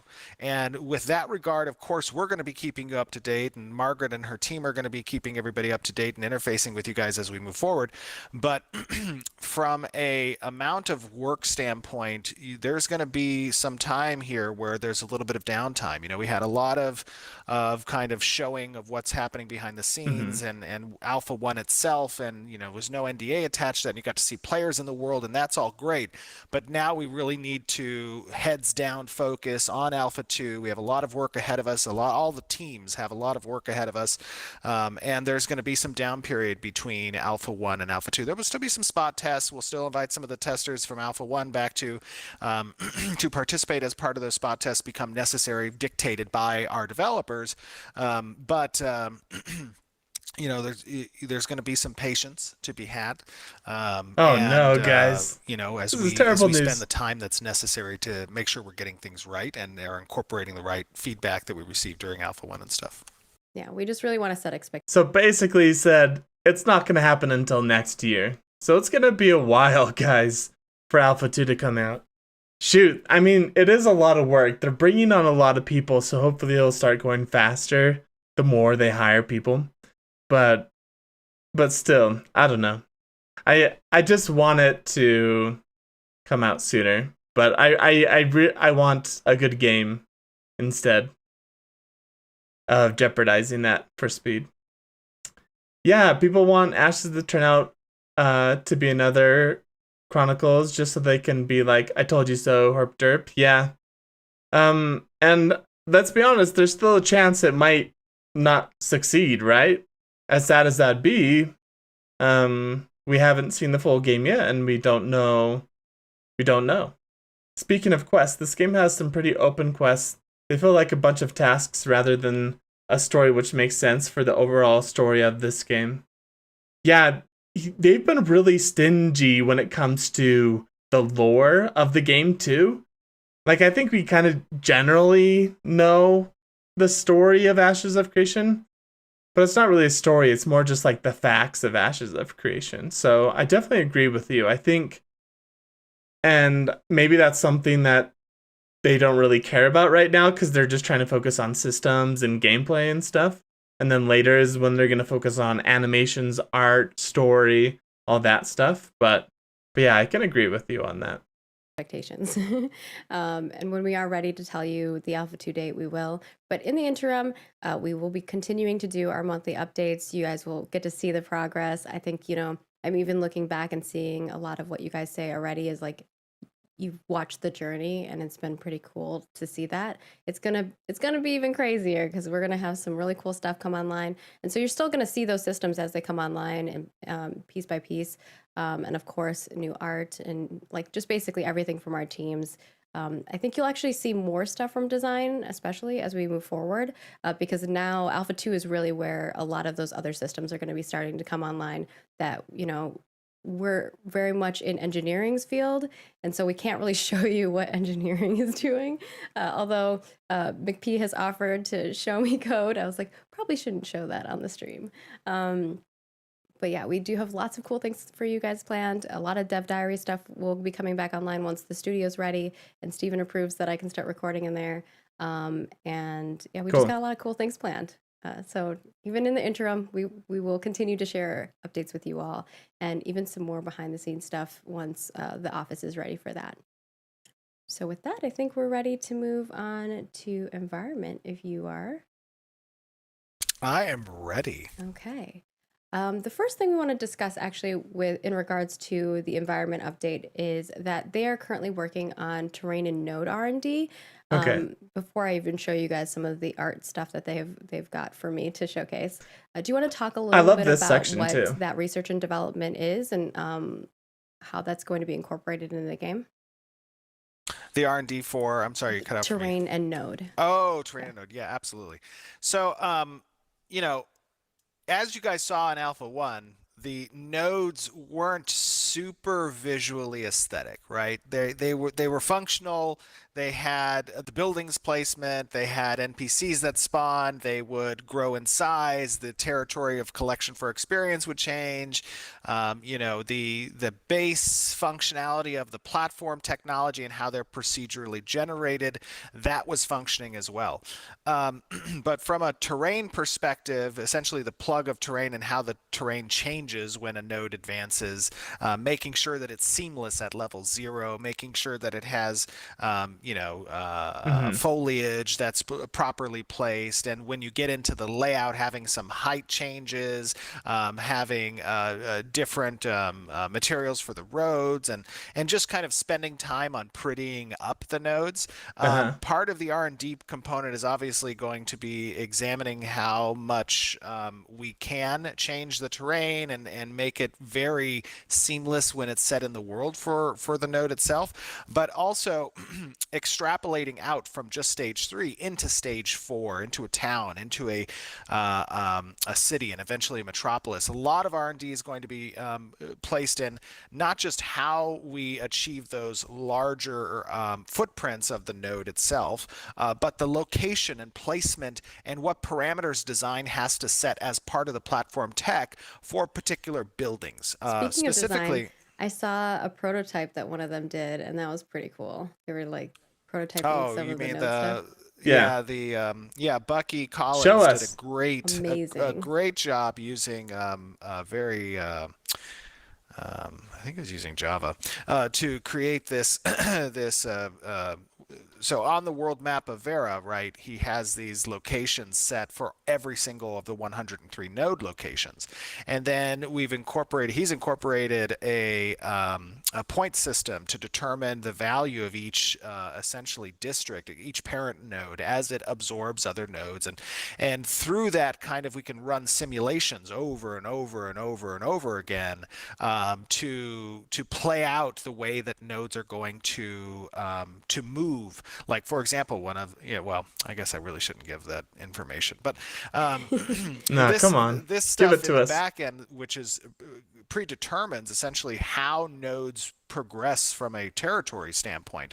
That's a very important component. But from the environment side, on the R&D stuff, that's really going to be like, how can we make sure that node placements are equitable when it comes to sieging and defenses of those particular nodes, the types of number of gates you have to make it through in order to reach the town center, not having too much terrain around a node that just makes it so easy. Like if a node nodes in a basin, and like you can have trebuchets on the top of terrain, like raining down fire out of the range, or fire for, attack back from the node itself. I Like mean, that'd be that's pretty part of cool. the R&D, the research and development aspect of determining the right type of layouts that need to be preset from a parameter standpoint as part of this procedural generation, because we also want nodes to look very different. We don't want nodes to look the same, right? Right. So for Alpha 1, it was just about standing up the tech, making sure the tech is working correctly, that we're collecting the experience, that we're surfacing the stuff to the player. And now, as we move towards Alpha 2, we really need to dial in on the R&D aspect of, okay, we need to define these parameters accurately. We need to theory craft out each of these parameters and each of these node locations as they progress. What impact is that going to have on things like sieges? What impact is it going to have on things like, having those buildings and NPCs present, and what number Wow. of available plots are possible at a maximum stage node? So there's just a lot of stuff that goes into it. That's pretty Yeah. cool. Sorry, I can ramble, so just cut me off when I'm talking No, too much. you're good. You're good. All right, I'm gonna swap over and I'm gonna show you guys some concept art. So first thing I have here is the volcano landscape that they're working on. I love seeing the concept art because you guys have seen some of the concept art in the past of the different terrains, and then we show you the screenshot of in game, and it's like it looks exactly the same. It's so hard to tell sometimes It because looks our really artists are cool. just so amazing. But can you talk a little bit about what this area is, other than obviously Yeah. volcanic? So this is lava, and you can tell it's lava because it's bright and glowing a little bit. No, I'm just kidding. Guys, Okay, I didn't no, notice this the first time I saw it, but look at this dragon. Whoa. No. this is No. Look at this dragon. That's pretty cool. Like this, I love this volcanic environment. It's a lot darker. It's not as happy and bright as the rest of it. I don't know. I really like this change of pace. It looks really, really cool. Can you imagine being part of a guild like this band of pirates that lives in this like volcanic wasteland, and they go out and venture out and raid other people and stuff? I don't know. I think it'd be really fun. Obviously, Steven likes to troll me. there's a there's a wide array of different types of biomes that's present, and one of these components is obviously how do we portray Yeah, I don't know if a note could be here. landscapes that are not just beautiful but are also dangerous. And there's obviously environmental hazards and effects that can be part of these types of terrains, and we want to not just show always the prettiest side of Vera, but also show the more I don't want to say vulgar, but like the more antagonistic Gritty, aspects, dark. the gritty, dark. Yeah, exactly. So that Yeah. includes stuff like corruption and how it kind of perverts the land, or these more kind of apocalyptic scenes where you have these, large So cool. flowing rivers of lava, emanating from a giant volcano, and because we're able to like significantly increase the draw call distance that you can see the world around you. Lupu, welcome to the stream. If a node can be built up there, it'd be perfect for my heritage thing from one of the earlier packs. I'm not exactly sure oh, perfect for my Hellgate thing from one of my earlier packs. Oh, yeah. Man, you got that Hellgate set? I thought that looked really cool. Like they showed the models, right? And it made me wish I had bought that one. That'd be really sweet. Would seem strange to have a Hellgate in the middle of a bright green field or a snowy mountain. Yeah. I really hope that there can be a node built here. And I hope the node sort of reflects. Like, yeah, it would still adopt the architecture from the race that built it, but I also hope it reflects the environment.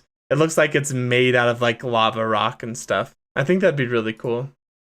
It's cool because you may see this volcano from a 30-minute distance trek across the realm, but once you reach it, not just because of the surrounding area that you see here that's concepted out, but that there is something deep in that volcano that's compelling. Like you want to go inside. Ooh. Lava creatures. Yeah, Yes, a cool exactly, raid right? Also, in the in one of the volcano. concept arts, it's like a double rainbow of lava.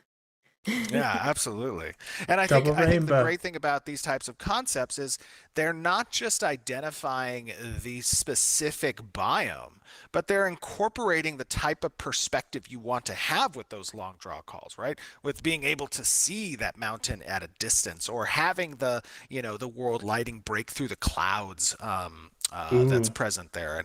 And I think that gives the environment team a good direction on, not encapsulating every trek across the world, because a lot of MMOs we've played, those zones are super encapsulated. Like, oh, I'm always blocked because there's some tall mountain that doesn't let me see beyond it, and it's like right next to me. Or, I have a very curated path that I have to follow, and that can just be a super boring thing. Yeah. Agreed. Can you imagine if you, in order to get to the raid that was at the center of the volcano, you had to do a jumping puzzle through this lava waterfalls and rocks and stuff? That'd be really, really cool if you had to do some sort of jumping puzzle to get to the raid. And it'd make it more like adventurous. Like, how are we going to traverse this lava field so that we could do the raid? And I wonder how the seasons are going to affect how that looks. Yeah, I don't know. It gets me excited to see what they're going to come up with. I know different races will have different aesthetic for nodes, but did they ever mention if the biome would have an influence on that as well?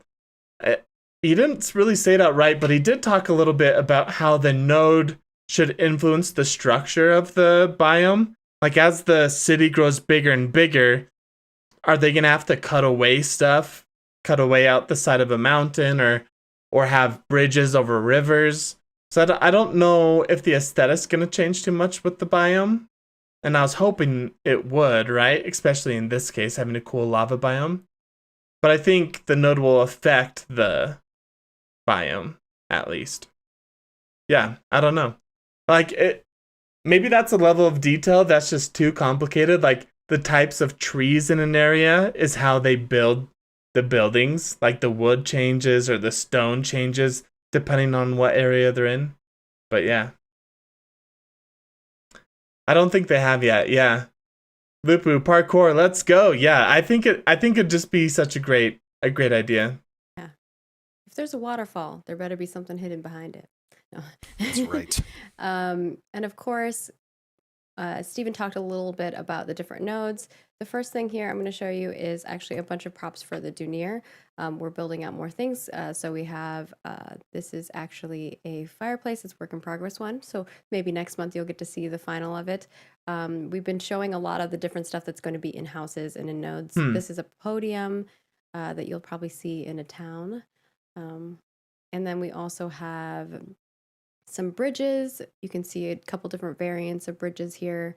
And I think we have an image for scale in game with one of the bridges popped into the game. Obviously, that's not where it's going to be, but they just popped it in there so you can see for scale. Yeah, and these are important because as nodes advance, again, they don't just reflect changes within the node's footprint, but actually structures will form like harbors and bridges that help to provide trade-related resources, more world development components, and these are the types of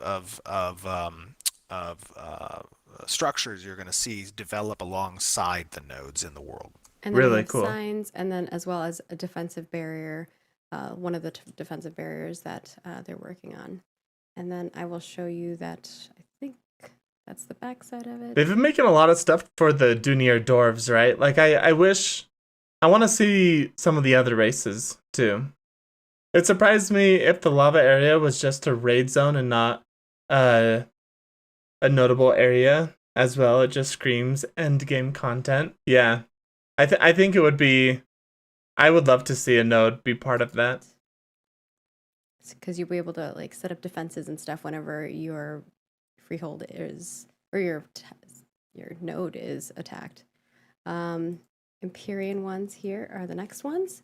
So you can kind of see a very different version of these. So these are some of the fencing that you'll see. Very pretty. Very pretty. Yeah, Empyrean are like, their art is so interesting because it's still very refined, but then it's got the Elven look to it, which is really cool. Oh, yeah. It kind of looks like Blender, right? I mean, I've been doing so many projects in Blender. It looks the exact same. Another fence. Sort of set up with the grid lines and everything. I believe this is a gate. Yeah, for the fence. So you could open it. Yeah, it looks great. Environment team always does such a great job bringing to life these cultures. It might not seem much as you view individual like fences or fountains and these kind of props that are present across the world, but when you start putting all of these things together to represent, an entire town, village, or whatever, they do a great job making these things all exist together in one another. It doesn't cohesive, doesn't make it feel like it's standing out or apart or a sore thumb, so to speak. Yeah, and then these are some of the lighting, like the sconces that go on the wall versus the ground, versus just general ones that you'll be seeing that will help light up the area. How do they clean the sconces? Like once all the wood burns into ash, how do they clean out the ash in the bowl? Like do they just have to scoop it out and then put more wood in and light it? I know it's a game and it's not going to be that realistic, but this is what my brain thinks about. Because, you got to have weapon racks. And I think that's all of the Empyrean props. But yeah, they are working on, fleshing out a lot of those things, creating more pieces that are going to make the world feel a little bit more lively. And also some of the things that you guys will be able to utilize in your freeholds, like fencing for your stables and your creatures to keep them in, so like we need a lot of those pieces. So you're going to see a lot of like furniture pieces for all of the different races coming in as you've seen each month. Clearly they scoop it out. Yeah. Next up, we've got character art. Ooh. I guess we'll start with this one. A giant cat. This is actually where I was going to leave off, but this is Paula's cat, which is just, oh my gosh, the coolest thing ever. It's literally a house cat scaled up. I think it looks kind of dumb. I don't know. Something about it, maybe the level of detail or something. It doesn't seem like it fits in. I was actually going to end on this one, but oh yeah, I'll go backwards instead. Yeah, that's good. Look at him or her. Is it a him or her? I don't know. Like, look at the level of detail with the fur and the face, and then the helmet. It's like low poly, super detailed. I don't know. I don't know if I really like it. It doesn't look like a cat bear. It kind of just looks like a fat cat. People have to let us know. This is a Jinsey creation. It is. So this awesome. is an in-game achievable mount. Is that correct? Correct. This is not a cosmetic one. So this is not cosmetic. This is achievable in-game. Now, I'm pretty sure that this particular mount is probably going to be achieved through some of the animal husbandry system. And that's likely going to be through the crossbreeding of a normal domesticated house cat and a bear, a wild bear. What? Oh my no, I'm just What the? I'm just kidding. What? I'm just imagining a house cat and a bear. And I'm like, Steven, how? What? I'm just joking. Poor cat. People in chat were saying it should be making the same sounds that my cat was making. I was gonna say, is that why the cat's making those noises? No, I'm just kidding. Oh my I gosh. can record some audio for you. You can use it. Perfect. Just have that playing on the freehold as like the sounds when you're trying to make. That'd be so good. No. But this is an in-game achievable. It will be derived through some method of exploring the animal husbandry system. And then you can see it with the mount and the armor as well versus alone by itself. Next up, I'm going to go backwards. So I got to go. We've got the Black Sight Watcher. So this is cool. a cosmetic one. This is from a Halloween set previously. I helped design. It's got like 6 eyes. It's very cool. It's really cool. And it's based off of some of the ravens that were created. So we built out some ravens. I love the like albino vibe raven. It needs a red eye. The Graven. The Graven. The gray raven. Oh, I love it. Maybe we make a really pale one that got a red eye for the. It's really cool. Ooh, I like the Graven idea. And then we have the Chameleon, Looks so cute. This turned out so good. This is part of the Valentine's Day set. Very neat. Now, that's a pet The chameleon does look good. It is or a mount. Oh my gosh. Yeah. I mean, if you didn't have a saddle, that would be really uncomfortable. We could make him a pet too, though. Could make like No, a little I'm just baby saying, version. like, if you were riding that thing without a saddle, like Oh, it that, would hurt. oh, that crystal wasn't meant to be there. You know what I mean? Like, that would be unfortunate. Don't bear back the Carmine Chameleon. Any six-eyed raven automatically is named Beatrice to me. Oh no. But yeah, these are meant to be. My thought process is that I would love to have these be like in like a cavern, and then like you don't realize that it's a creature, and you go to like mine it, and then it like comes out and attacks you. That's what I Oh was yeah. thinking. Yeah. And what if he just like poops crystals and you can like harvest it? Oh, that'd be Oh lovely. yeah, like that's one of his actions, like his top tier action That'd is be just pay to like win, Steven. 24. Well, oh, that's true. No, it'd have to be part of the base value. Yeah, the base. Yeah. creature. He just we poops could a make crystal. a base creature that is a. Poops He resources. has like kidney Yeah. stones. I'm just kidding. I mean, it's probably gonna happen. It's fine. The next thing we have here is the Greaves of Pride, so you can kind of see like the final version, and then we'll also show you kind of the work in progress and how these work. So sometimes you get to see the gray scale versions of each of these things, like you did with the fireplace. But this is one where you get to kind of see the whole process of it, which is really cool. I love the detail, and I would say that partly, obviously, outside of the fact that we have very talented artists, but partly the reason for these types of detail on the armor sets and the weapons is that as part of our home system, you'll be able to have certain types of furnitures that allow you to place armor sets as display, and having those armors be intricately detailed like this one, I think is going to be a really cool added bonus to how each of the players customizes their homes and stuff. Oh yeah, like housing decor. People love to have the models of the items put in their house. I've seen people do that kind Absolutely. of stuff all the time, or have like a room, like a dressing room with like a bunch of them. That's really mannequins cool. lined up. Oh yeah. Yeah, with all like. Yo, the armor that you're Denman, really- welcome to the stream. Love your Ashes of Creation content. Thanks, man. I appreciate it. Stick around.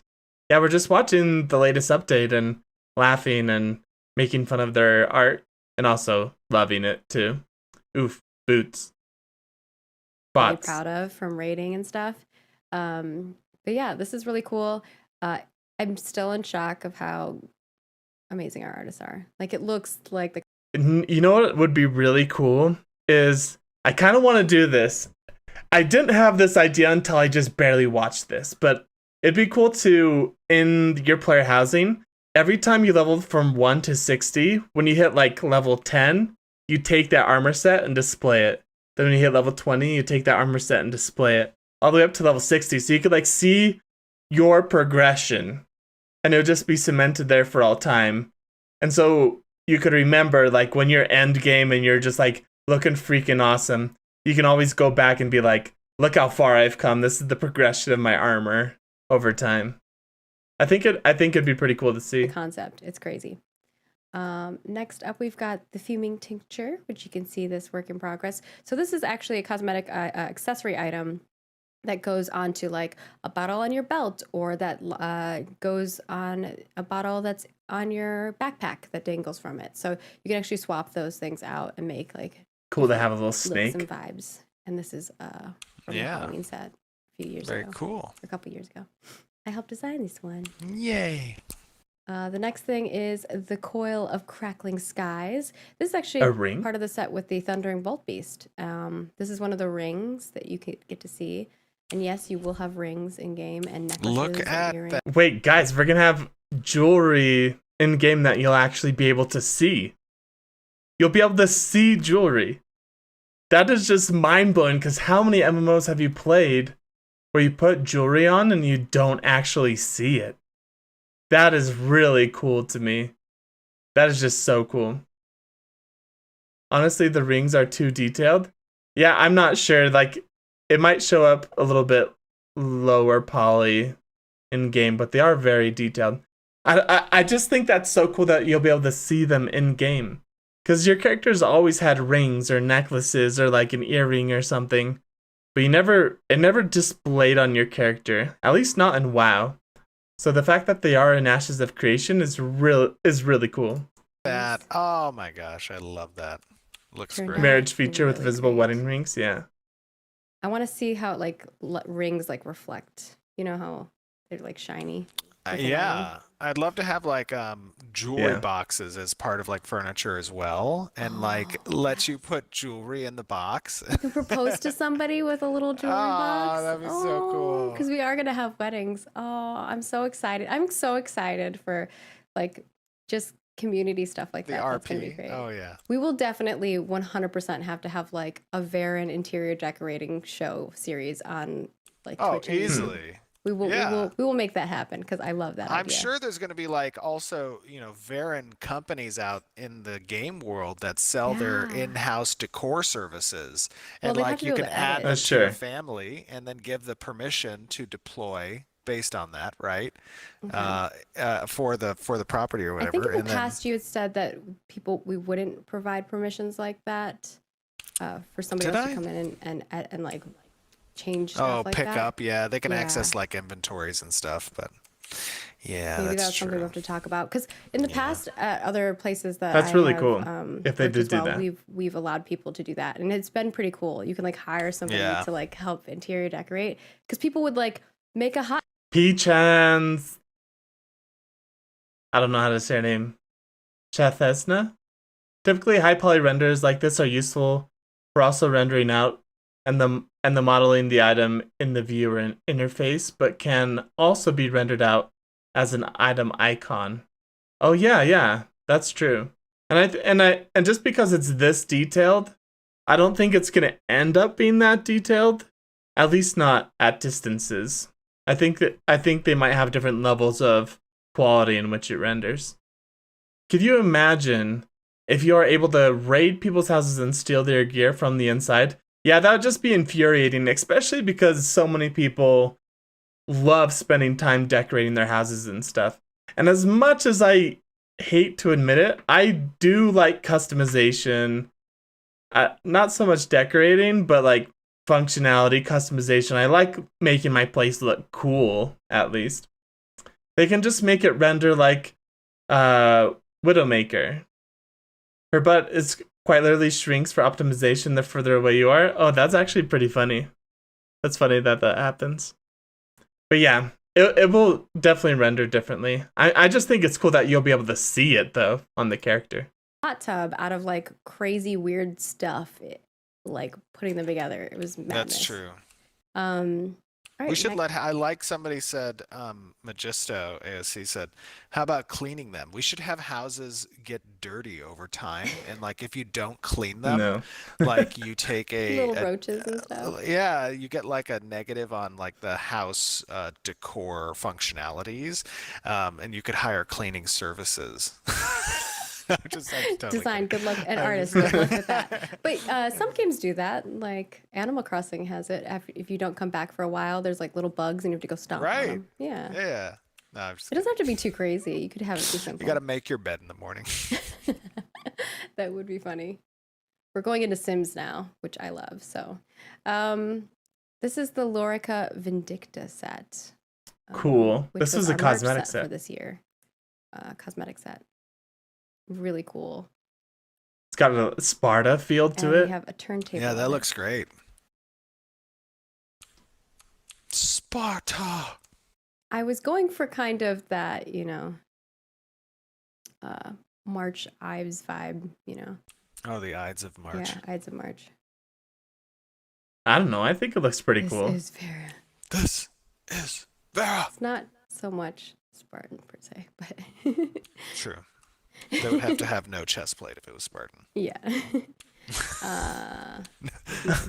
I don't really know how I feel about the beak chest plate. The helmet looks cool. I think the Chest plate uh, gloves are cool. Sandals. Nice sandals. The cape is Of awesome. course, Steven. We'll have to get Steven a pair of these sandals.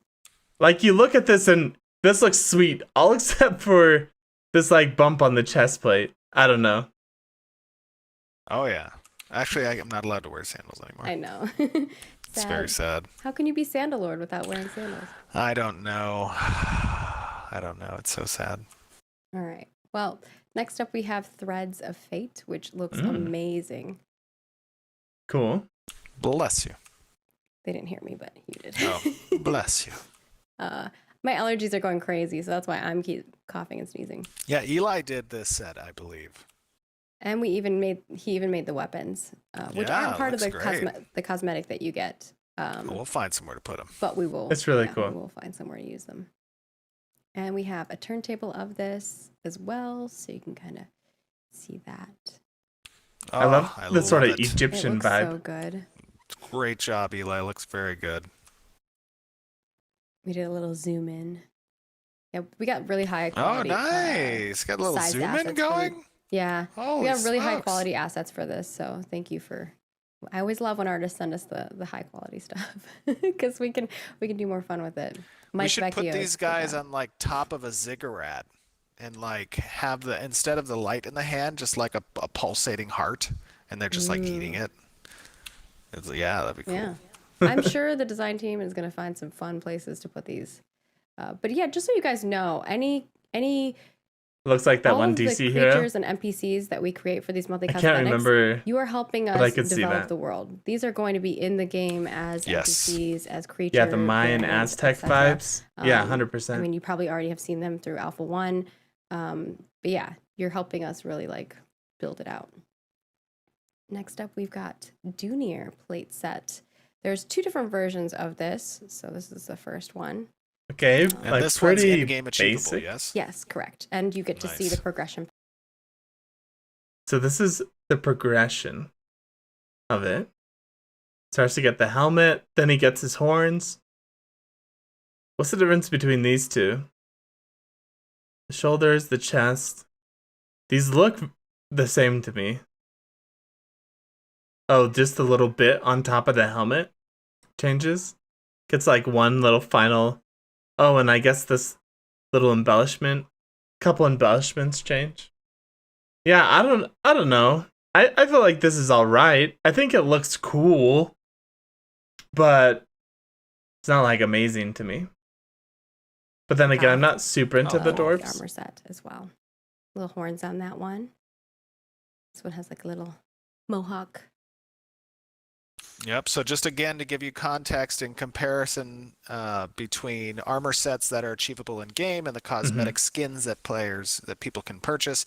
Obviously, again, our primary objective is that we keep those equitable. That you are not, a lot of games probably many of us have played. You're forced to consider the purchase of cosmetic sets if you want to look good at all. That will not be the case in Ashes. There is both a path towards achieving really cool looking in-game items based on your efforts, and then also an alternative option in the cosmetic shop. And of course, all of the cosmetics, you have to own an item to put that item on. Correct. So you can't just like immediately No at pay to level win here. 1 have the coolest armor. Cool. All right. That's cool. Have you At seen that least they're meme doing that. meme where they're like, it's King Theoden and Gandalf's walking. He's like, "There's no pay to win here, Gandalf." Yeah, the waistcoat is a little bit longer. Yeah, you can see the embellishment is a little bit different. There's a little bit more gold on this one than this one. Got the little hookies on the shoulder pads. Yeah, so it definitely is an upgrade. I wonder what level of armor this is. Off Stormcrow. And it's like, I told you to take the wizard's credit card. Oh my god. I'm sorry. You're fine. It's funny. All right, let's move on to our Q&A. Q&A, let's so go. We've got questions here from the community, and if we don't answer your question here, definitely go check the forums. Toast and Vacnar will be adding answers to your lovely questions over there after this. So even if you don't get answered here, you may get answered there, or they'll let you know if you should, put them in for next time. So half tilt gamer and Pickadoliver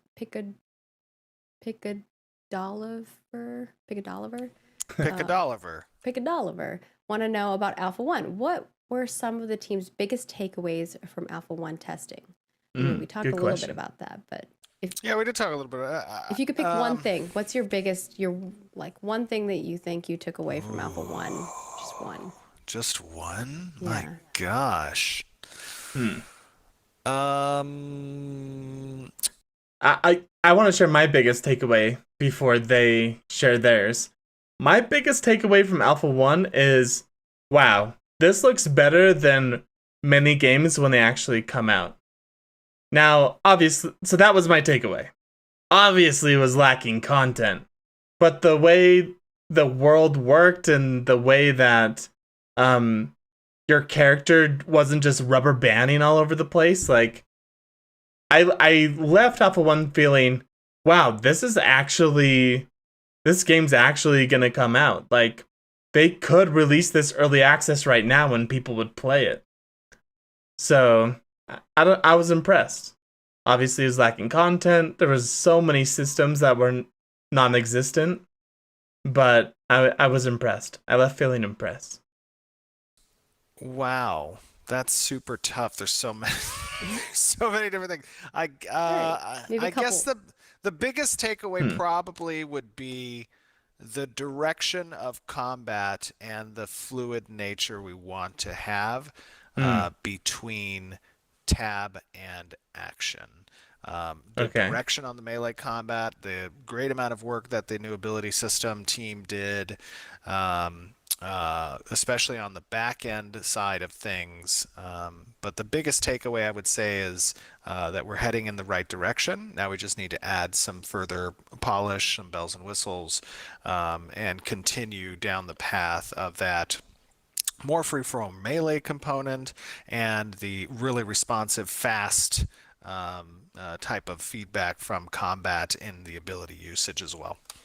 I think from my Okay. perspective, it's definitely the user flow process from downloading to Oh yeah. patching and getting in the game client. I think we still have some improvements that we need to Oh yeah. make in regards to that. Hmm. And obviously internally, I think there's some live operations communications that we need to work out and get those kinks set up.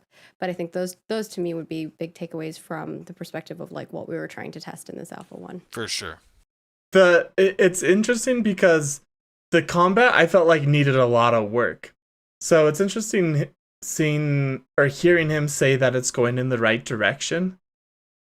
Uh, like I agree. I feel like it's pretty basically in the right direction, but I feel like it still needs a lot of work.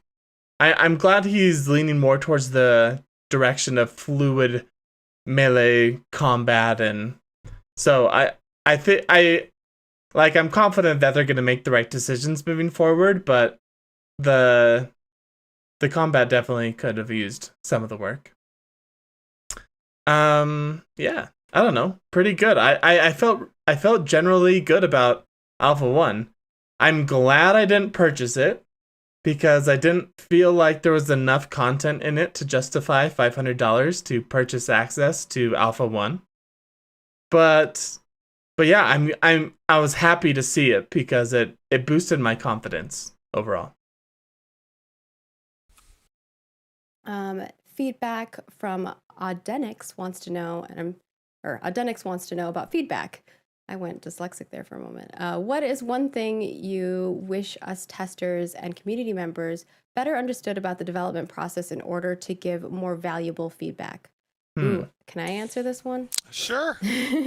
I think for feedback, the best things that you can do are a brief sentence on what the issue is that you're encountering, repro steps on how to reproduce the counter, uh, what results you had, and then the expected results. I think that to me is the most confined way to provide like bug feedback.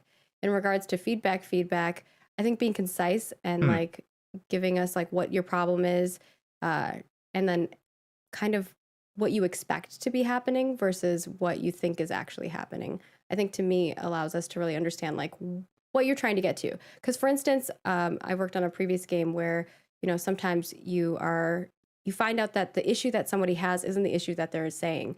For instance, we had like a weapon and someone was like, oh, it feels like it's not doing as much damage as the other weapons. But then I went in and looked at data and I was like, oh, they're doing exactly the same amount of DPS. So it's not a damage problem on the data side. It's actually an animation problem that's making it feel like it's not doing as much damage. And all we did was alter the animation, and everyone's like, oh, this change is so good. It does so much more damage. And we're like, it doesn't really do any more damage.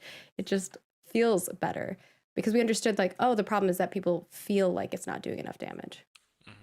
Interesting. Yeah. This is a hard question to answer, just because, what's to be expected with transparent development is that players won't know the difference on a lot of development related, things. Of course, that's why, as you said, it's important to give good context behind any of the feedback, right?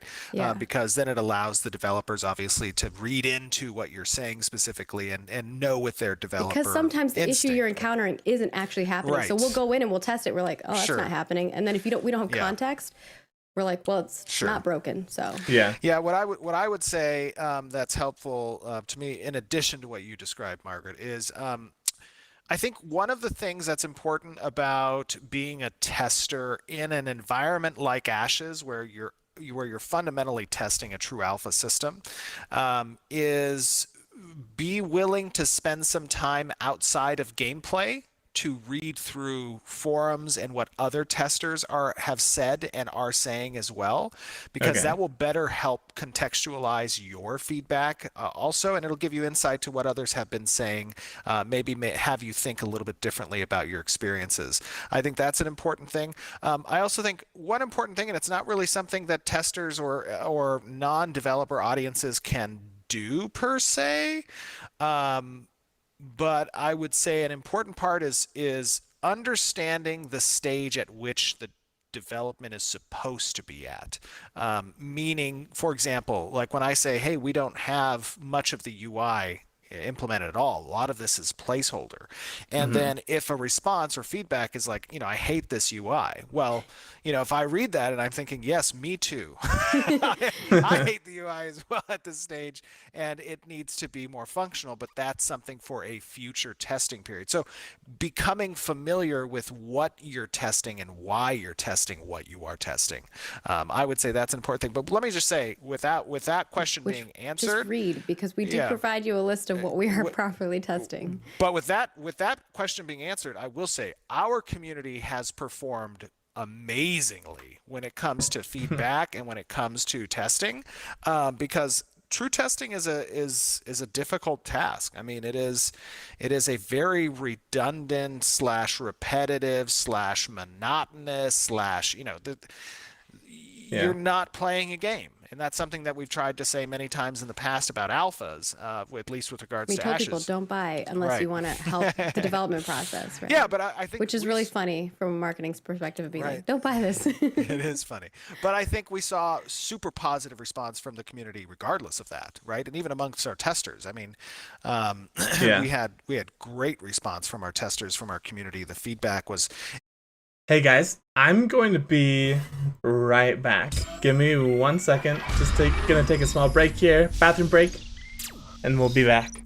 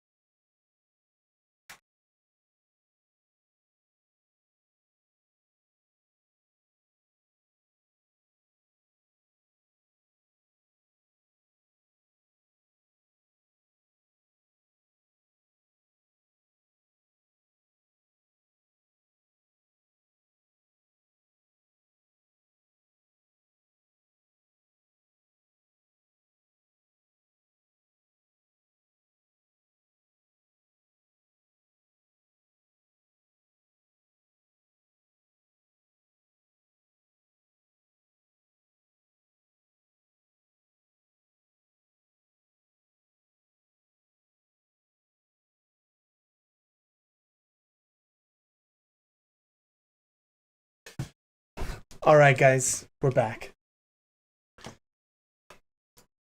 And even if the feedback is redundant or not necessarily applicable to the testing period itself, at least reading what the players are saying gives us confirmation that our intentions are down the right road of what players want to see. And that's always a good thing as well. All right, we took a long answer for that. I'm so sorry. Yes, you did. No, I think it's great. I think both of us. Well, that was had an a lot to important say. question because it references the community specifically. Yeah, I know. I love that you were telling people kind of like read up. I think a lot of the times, even on the community side, from our perspective, our community managers are basically like broken records. They get very used to answering the same question over and over again. We do supply a lot of answers for you on our support site. Like literally, there's a KB articles for almost everything. The community has an amazing wiki with a lot of answers. Like if you just take a moment to do a little research on the question that you have, you might find the answer pretty quickly. Because everyone in our community is That's true. amazing. Otherwise, we are helpful. We will answer the question that we've answered a million times. Cronus wants to know about split body versus root motion. Based on recent feedback, what direction are you leaning towards in regards to split body versus root motion combat? I think we're leaning towards split body. Well, I don't think we are leaning towards split body. I do think. I think very often and a lot, sometimes too much. But in this regard, split body. He thinks a lot. Yeah, so much better, guys. I'm glad they're going that direction with the combat. When they talk about split body, what they're saying is that your feet are independent from your arms swinging, right? So instead of attacking and you walking forward with your attacks like it was previously, you can walk around any direction while your arms are swinging just about any direction. So I'm really glad that that's the I guess direction that they're going with. And he makes decisions.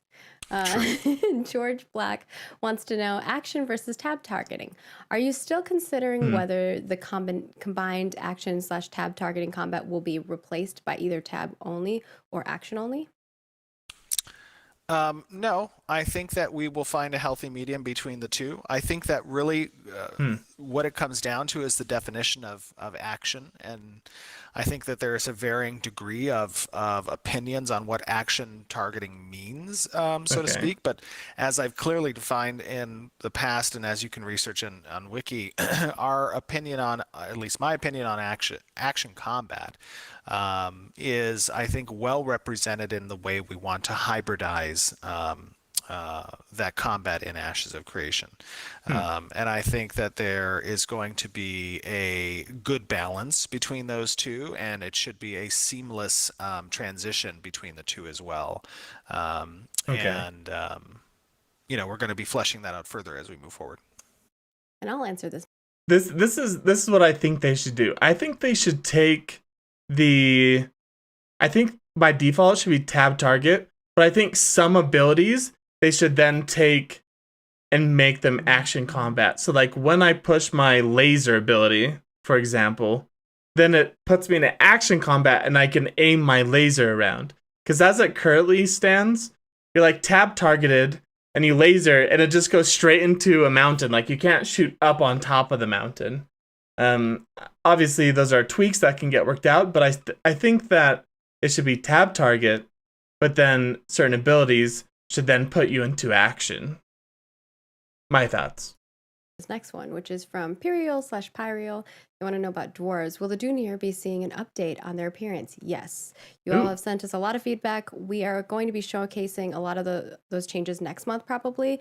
I've been working with production to try to make sure that kind of gets pushed a little bit forward so that we can at least show you guys some work in progress changes next month on our development update. So stay tuned. We heard you. A lot of us love dwarves. We agree. So you'll be seeing some changes coming along. And I've been working with Ryan Richmond, who's our lead concept artist, on some of those changes that we'll be making to the Dunir dwarves to make them more traditional fantasy stout looking dwarves, right? Thick boys. Thick boys and girls. I didn't really like the dwarves either.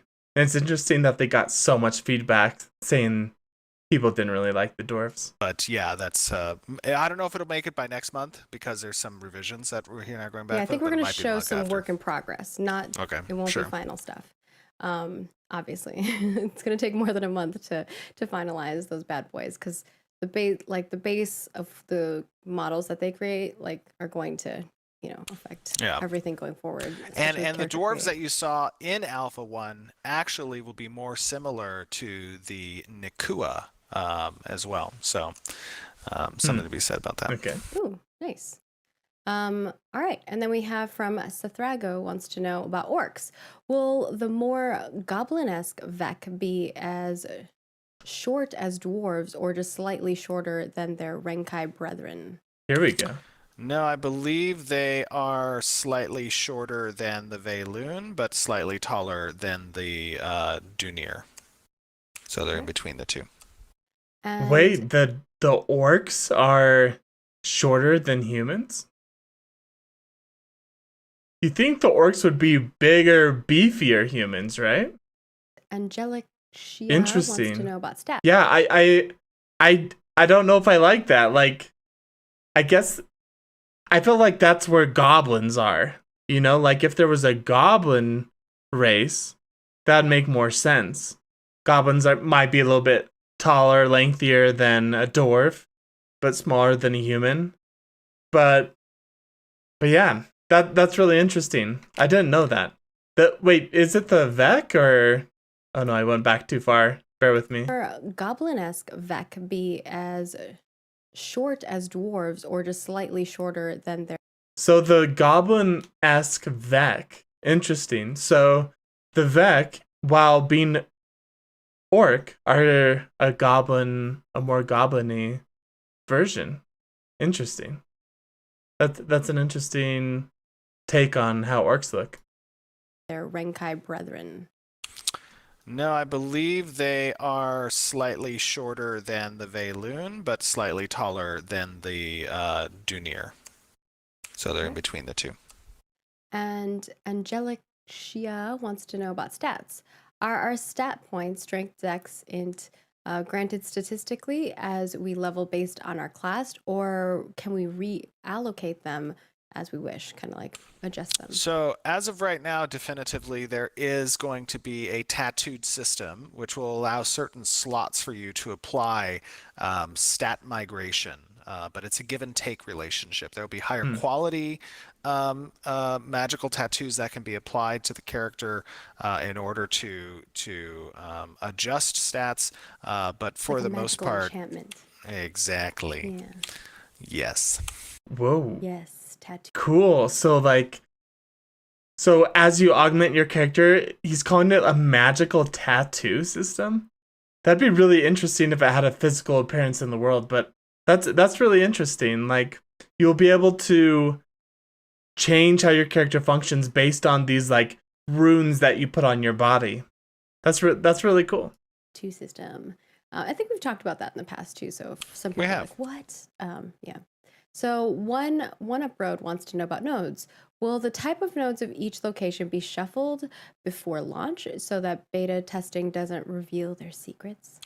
Unfortunately, no. Beta testing will require that the node types be definitive, and that's because of how node types are integrated into the relating and corresponding neighboring points of interest and those quest lines. So it's not something we can swap very easily. Right. Okay. And Ekin wants to know about corruption. Will there be any large-scale consequences when many players in a group, guild, region, religion, etc., become corrupted frequently or for an extended period of time? Ooh, interesting question. It is an interesting question, but no, there are not group dynamics or mechanics that revolve around mass murdering people in the world. Okay. The corruption system is intended to deter mass murdering, not to provide incentives by which players can go out and gain corruption. so that would be a little bit anti. Counterintuitive. I think they're wondering if there's going to be Or anti, consequences, large-scale consequences. So, for instance, I think the question is more along the lines of like, if my guild has no one corrupted and your guild is like 80% always killing people and always corrupted, will your guild have repercussions because they're corrupted versus my guild? No, I don't think so either. And the reason why is, we want to deter it, but we don't want to make the system meaningless. And if the deterrent becomes too heavy-handed, then it's a system without a purpose. True. And I think True. that the intent behind the corruption is that, like, during a rise in passion and like anger and whatever, you want to make this decision and do something, and you'll suffer the repercussions later. But if those repercussions are just overwhelmingly bad and even antisocial, in the sense that, like, your guild is like, hey man, you went corrupted and this gives us like corruption points on the guild, and like, you're out of here, like, then people just aren't going to choose to use it, and then at which point, might as well just take it out. So I think there's a Yeah. healthy I could balance see that. between the type of deterrent used, as keeping players not performing this corrupt activity very often. Yeah, people would just group up and not like be Right. in a guild, basically. Yeah. There would be a way around that, right? Like, Yeah. Yeah. True. next question is from Hakaiju, and they want to know about careers. Will there be development or design related jobs available at the Amsterdam office as well? And I don't Yes. think, well, we have development, like design related jobs? Not design, but there might be they're like asking about live design ops. related. Oh, I see. Okay. Yeah, no, not design related. No, That would like be live here in the operations States. and publishing. So that's like Yes. community would be- team, marketing, And marketing. yeah, production. exactly. Yes. Okay. But probably not so much on the like development design side, design art / Correct. engineering. Cool. All right. Do we have time for a couple bonus questions, or should we wrap things up? We can take one more. The best question you can find. Okay, roll me a 1d3. No, I'm just kidding. All right. What? Oh, wait. Hold on. Do you have a Ready? one? All right. It's a 4. So 2. Okay, so Brain Dance's question. There was 3 questions that were on here as bonus ones. This one is in regards to caravans. Based on risk versus reward and PvP flagging not applying to caravans, what does a player risk when they attack a caravan versus defending their caravan? Got it. So what do I risk when I'm like gonna go attack a caravan? Well, there's going Good to be gear question. degradation that occurs on death. In addition, obviously there's a time component, and also, there's going to be an associated quest system that determines when you're participating in a assault or a defense of a caravan, that it's going to track your record of successful defenses or successful attacks. And if you have failed attacks, so you've opted in to participate, and you have a failed attack, essentially you did not achieve your objective, that's going to count against your record in the quest system. So these are progressive quest systems where you are achieving something as either a highway robber or a defender of caravans, and your successes in each of those categories is going to determine the types of rewards that you're going to scale up over time based on that record. And that's the incentive Okay. / disincentive not to participate in something you don't think you will have the ability to achieve. The problem that I see with this system is, can't you just look at a caravan, and if you see it's about to die or there's like a million people attacking it, and then you're like, okay, I'll join the attacker side so that I keep my spotless record. I feel like it would just constantly sway things one way or the other. Like if it's just followed by a million defenders, you're like, okay, I'm gonna be a defender this time, not an attacker, because it makes sense. We're gonna win. So I feel like there's gonna be people who game this system, and it's just gonna be one way or the other. It's not gonna be like this balanced PvP fight, and it's gonna be fun and engaging. It's like, oh no, we're losing, but we can make a comeback. It's like you're either gonna get run over or you're gonna run them over. Those are my sort of 2 thoughts on that. Interesting. All right. Well, with that, And there might be ways to balance things out, but they haven't really revealed those to us yet.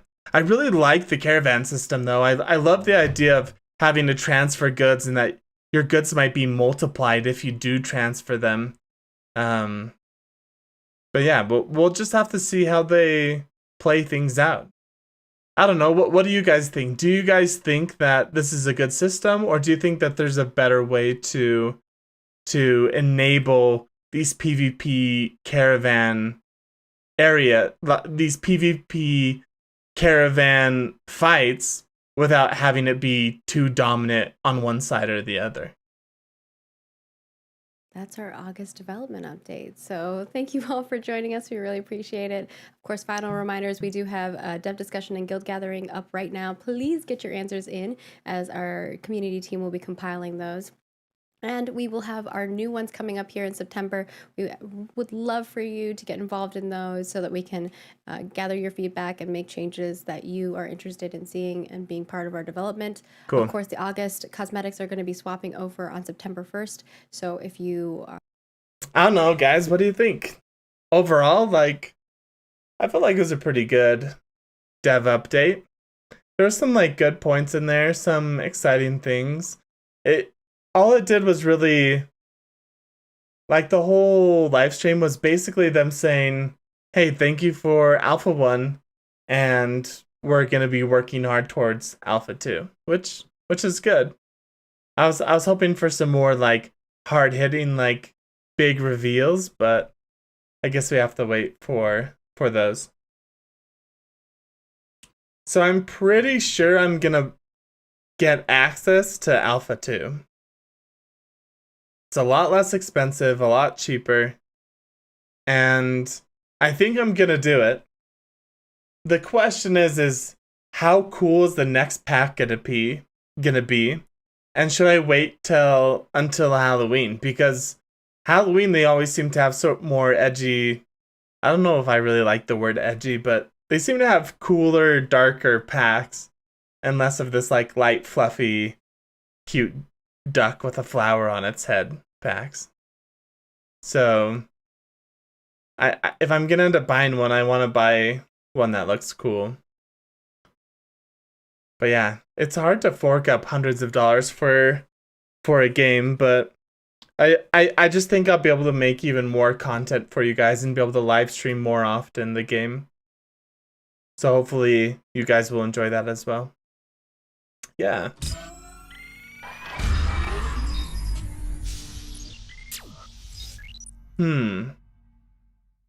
So that's basically everything I had planned for the live stream. Now I have some more time, like I would love to chill with you guys. We could maybe play a game. I've been playing Dota 2 lately. I don't know how you guys feel about Dota 2. I haven't been like super into MOBAs, but Dota 2 is actually really fun. I don't know, I've just been liking it lately. What else have I been doing? I've been doing a lot of Blender. We could do Battle Brothers. Yeah, we could do Battle Brothers.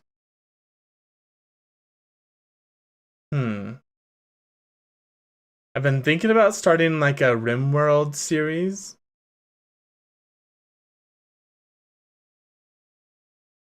Let's see.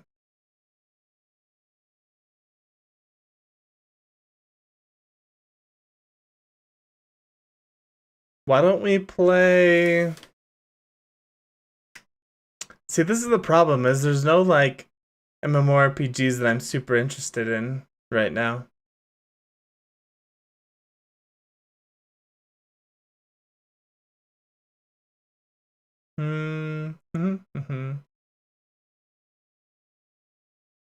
Project Zomboid, Ring of Pain. Why don't we play Ring of Pain?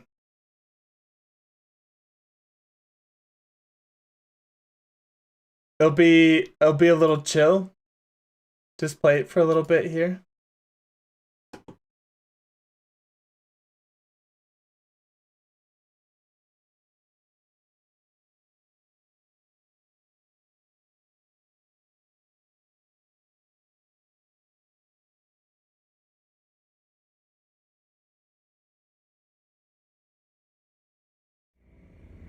Let's see.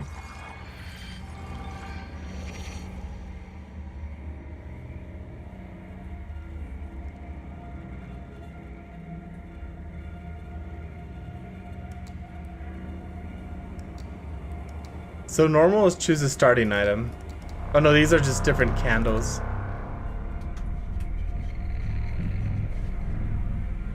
%40 stealth chance.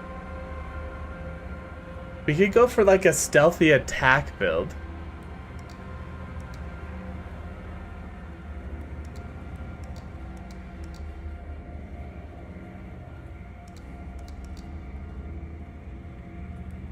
It's showing you the different wins that you've done. So I've beaten this on medium.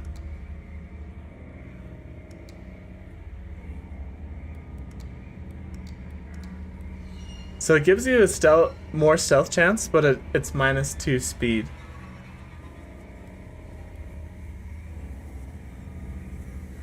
Yeah, let's go for like a speedy stealth build. Let's do it. We'll put it on medium. Yeah.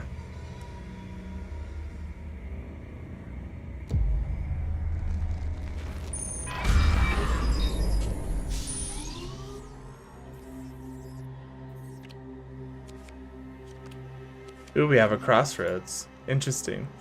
So I always like getting my defense up to 4. Halberd's a pretty good starting item. So they attack first because my speed is pretty low. So yeah, we're gonna go for an attack speed build.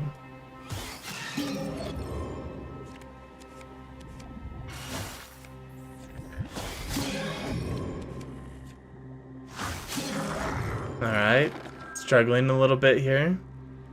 This one does give me a little bit more speed. Dodge chance.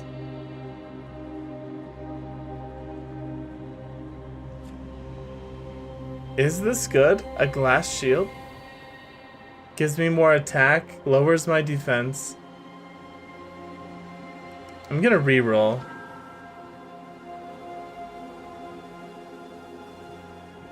%5 stealth chance.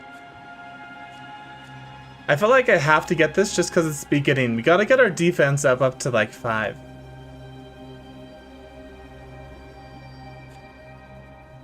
But this one is speed. Alright, we're gonna go for it. They would attack first. Okay. Alright, we're gonna try this again. Not the best run.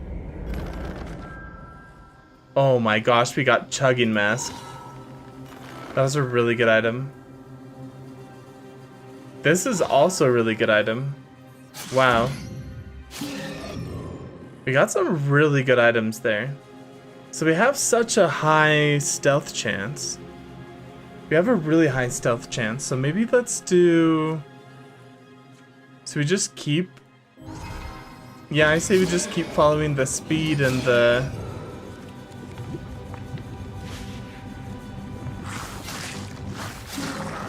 Took some damage from him. Alright, let's do the ambush. So I can one-shot these dudes.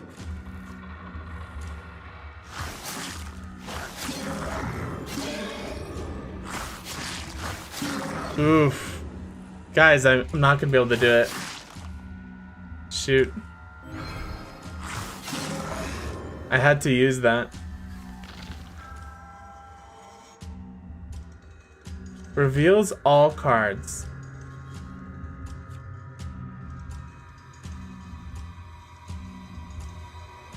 Curse damage also damages neighboring creatures.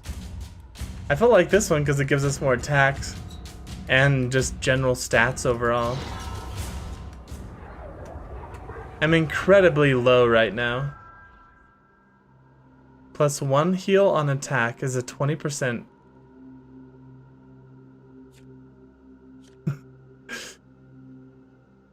Let's do it. We have 6 health.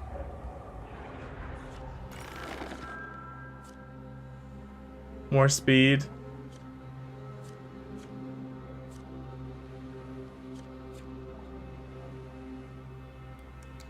Let's re-roll. This one. Yeah, so what? We're screwed now, right? 30%? Oof. So good. So clutch. Your next attack has plus to attack and deals half damage to the creature behind. And we get to use it every 6 turns. 10% crit chance if your attack is higher than your current health. Yeah, let's do it. Take the shadow step. We need to get our speed up. I think that's the thing that we're lacking right now.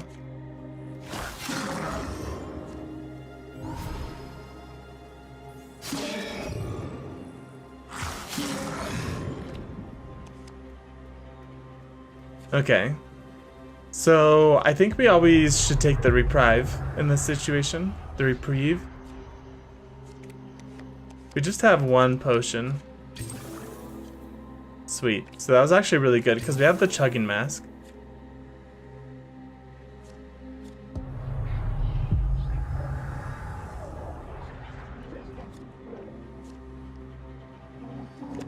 Their speed is 7.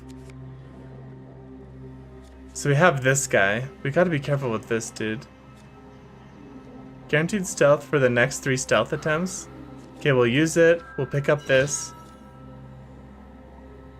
Freeze closest 4 cards when hit. Fancy pants. I mean, this just takes care of a slot that we don't have yet, giving us more defense.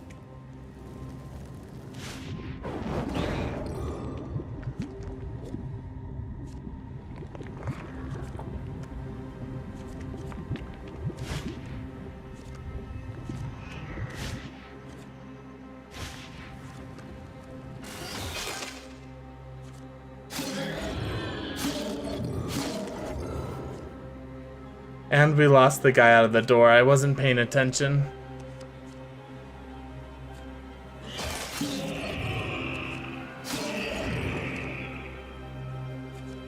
Let's up our attack. Grab a health potion. Probably should have attacked this guy before we got the health potion, but that's okay too. Ooh, it's just like a cross. I mean, it was a crossroad. We have a reckless and a volatile. Let's do the question mark. Let's mix things up. New path, position to strike. Wow.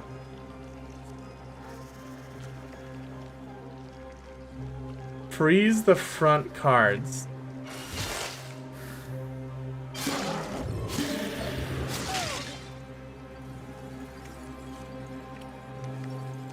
Well, let's grab this free blue item. Every 4 attacks freeze target. We have a lot of freeze stuff. 4 damage to frozen creatures. And that's it. I thought we had more than that. Right here. Every 6 attacks inflicts freeze. We could go for like a freeze build.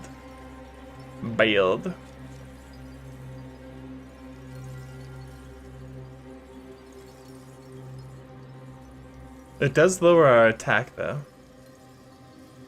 But it gives us more speed and defense. Now let's reroll. 1 defense for every empty inventory slot. No, I don't like this either. Let's reroll again. Hand of Dog. Gives us more health and clarity, and we don't have this item yet, so might as well. Yeah, there's no way we can get this treasure. Convert 1 health stat into defense.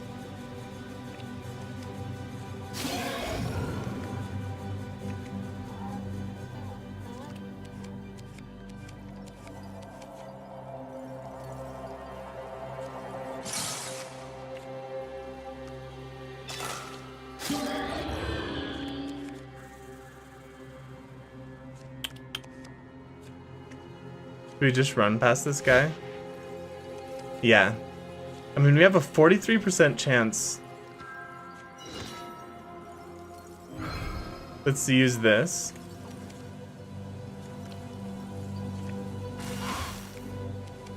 Attack this dude. And go through here. 60 souls, dang it.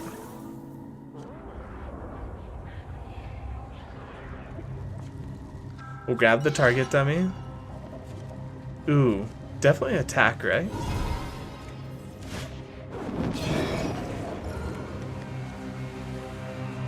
Oh, so we can pet these guys. Wait. It was able to hurt me? That's lame. A mask. Item speed is equal to 10 minus the number of items equipped.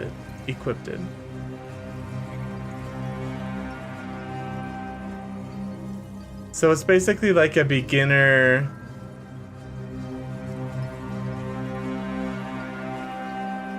Yeah, it's like a beginner, a good starting mask for speed, but yeah, like it still hit me. Okay. Let's grab all of this. I don't know if I'm really feeling the burial grounds right now. This guy's scary. So let's kill him. This guy is also really scary.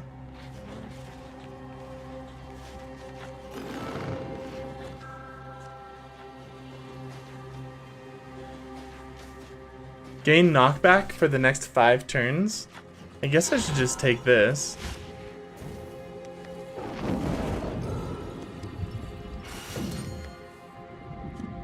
Oh, he's running. Okay, we have to get him.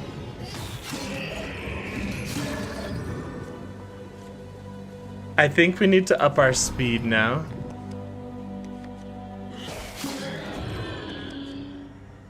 And our attack. Our speed is pretty low.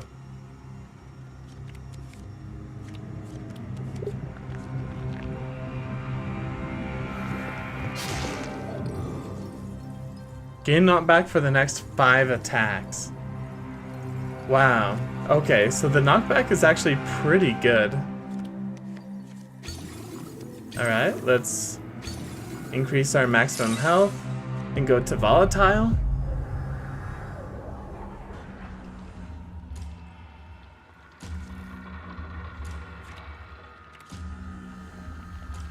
Speed. We have a whole bunch of explodey dudes. Free purple item. Remove all poison from himself and apply that amount to the target.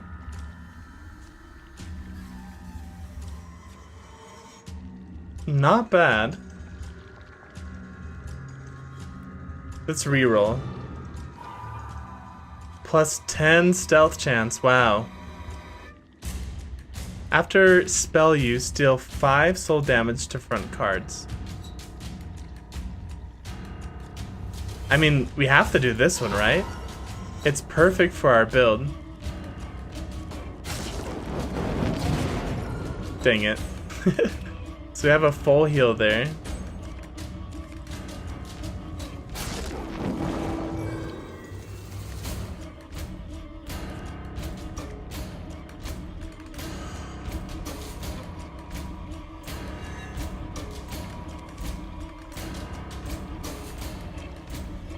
Now I'm kind of wishing I had picked up that poison. The poison buff. So what, let's go here. Grab the full heal.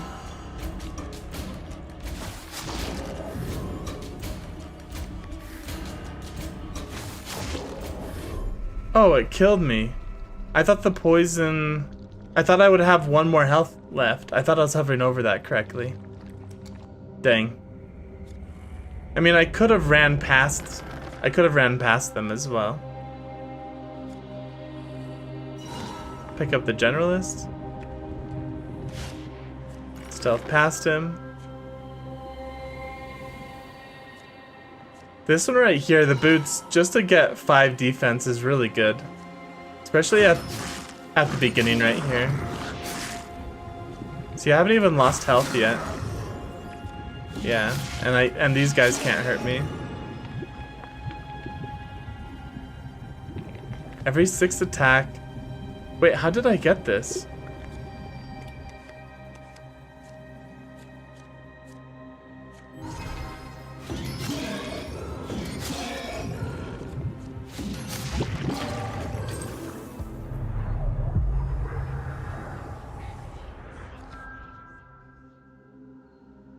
Ooh.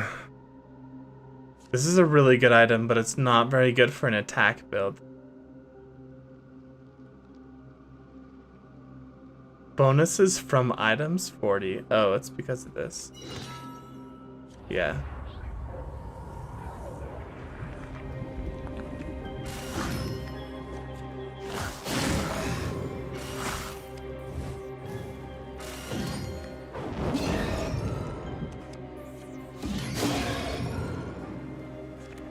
Oof.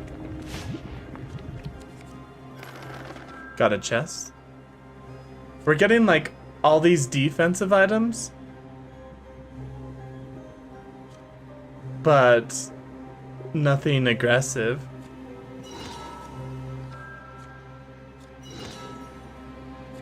Speed. Wow, lots of chests here. Again, a defensive item.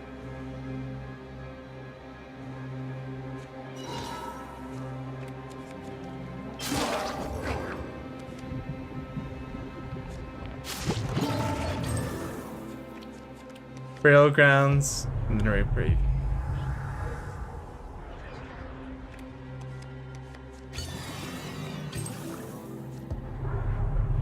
I don't know why I did that.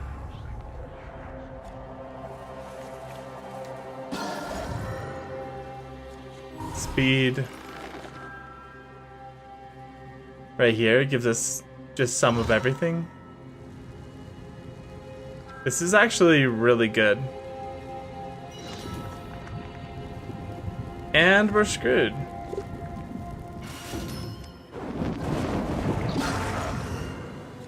Oh my gosh.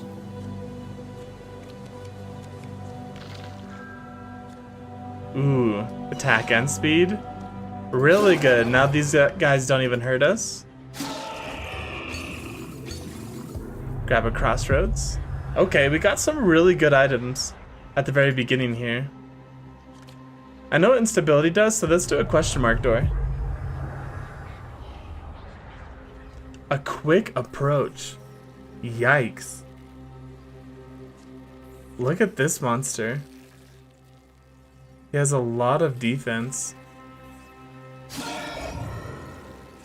What is this? Next action. If remaining one position away, lunge to attack you and any creature it passes by.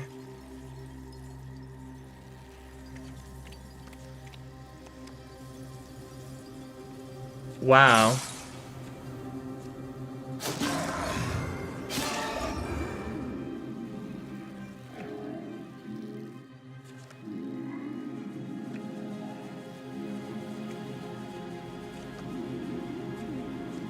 It's a little bit more complicated of a situation, isn't it?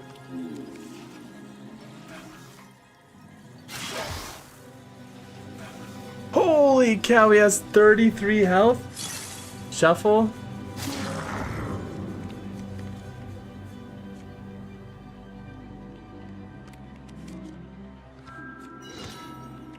Right here, next action moves towards you. Holy cow, we're in trouble.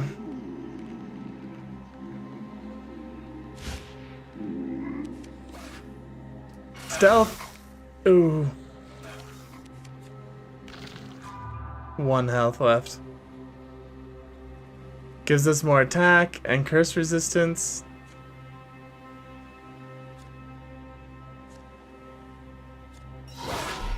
Oh, the lunge. The lunge. I totally forgot about that. Alright, let's do this.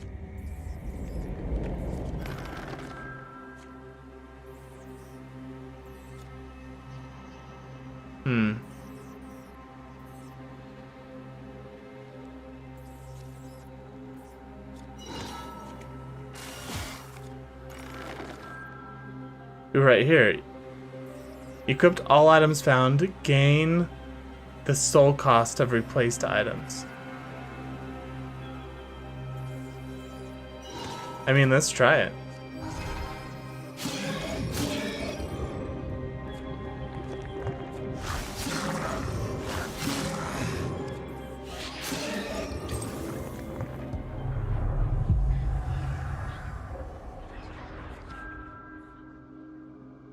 plus 5 soul damage to a random creature if you have 5 or fewer items equipped. It's a terrible item to go with the one I just picked up, but let's do it. So I have to pick something.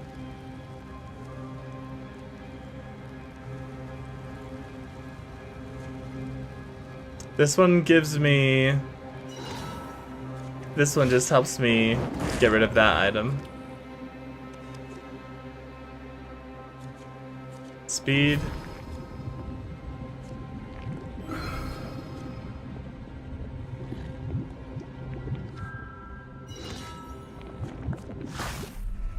Wait, what? I thought I had like 15 D. Oh, but the one... Alright, let's try this again.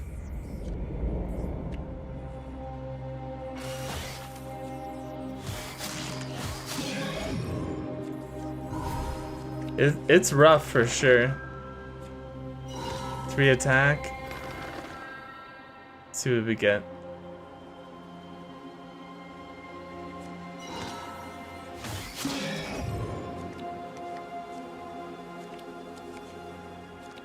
It's crazy.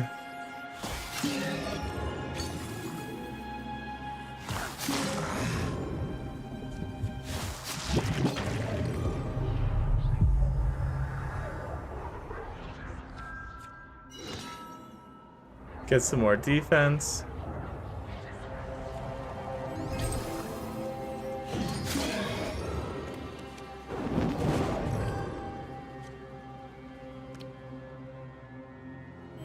See, I put on that. It said take no damage next turn, but I guess it lied to me. Plus 4 attack when below 25% health. I feel like this is pretty good for our build here.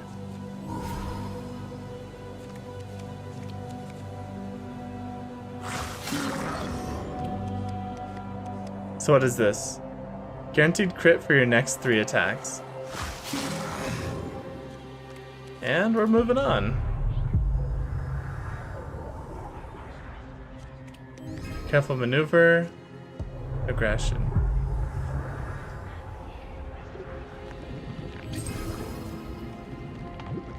Come on.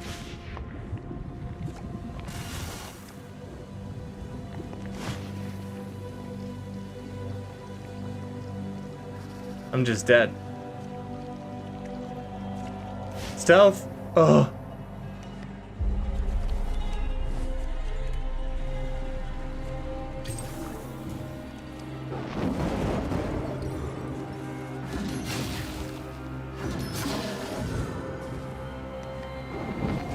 No. Okay. I lost that part of the maneuver, but that's okay.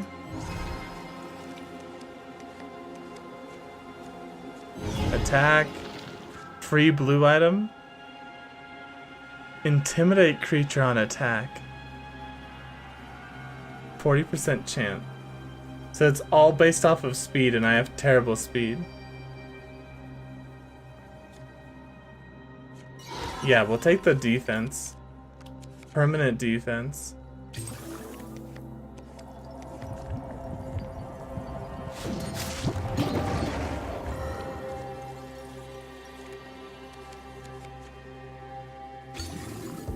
And moving on.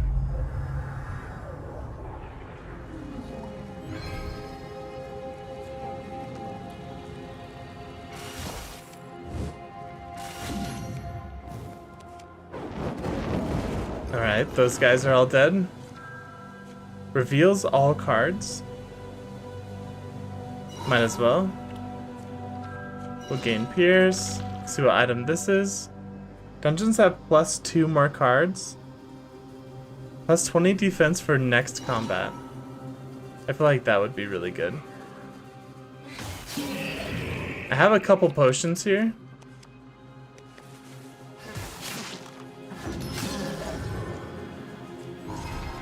More attack.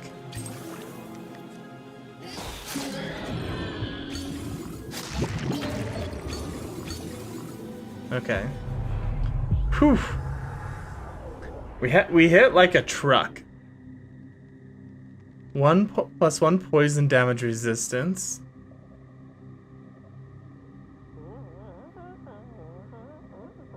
Okay. I don't know. I feel like just using this to boost my defense would be best.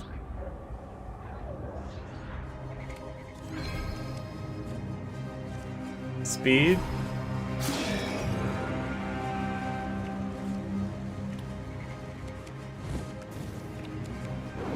Let these guys blow up. Let's attack this guy, get the poison ticking. Your next attack ignores the creature's defense. I don't know if I necessarily need that, right?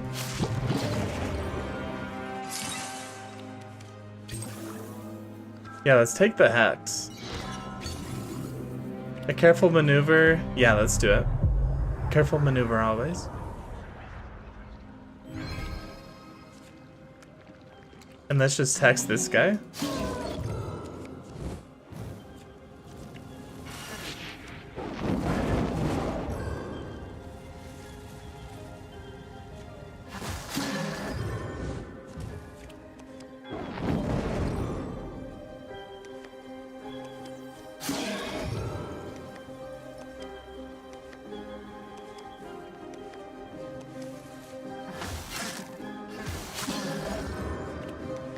How much damage does this guy do?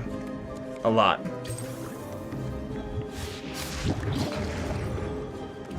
Okay. Let's do... We have a lot of attacks, so let's boost our speed. Speed. Speed. And then attack. Didn't do anything, unfortunately.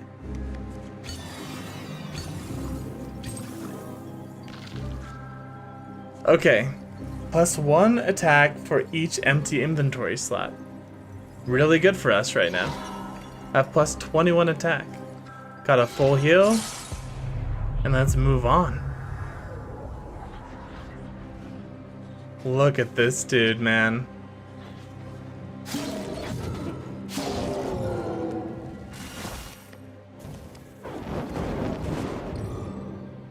This guy does poison me. I'm not too worried about that. Because I have the health potions there. Oof. Probably speed, right? 47%. And my dodge chance is going up as well. Do we take the chest? Yeah, we got to, right? Nope, don't like any of those. Transform attack target. Do I take this? Yeah.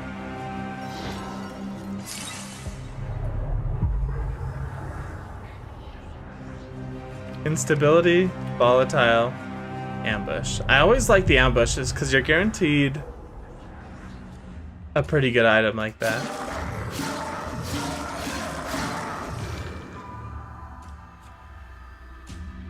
Inflict 2 petrify to all creatures when you take damage. I remember this just being really powerful. The problem is we're not trying to take damage. Reduce piercing damage taken by 2 when below 25% health. And this gives me more attack. Let's reroll. Poison damage taken is capped at 2 per turn.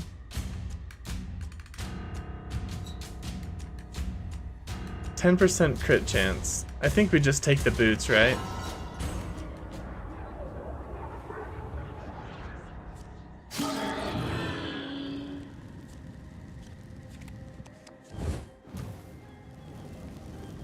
I mean, we're gonna take damage either way.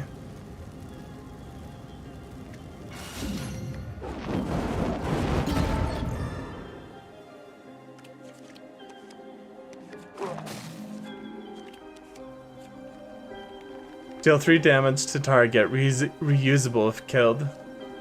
I think I'd rather have the full heal.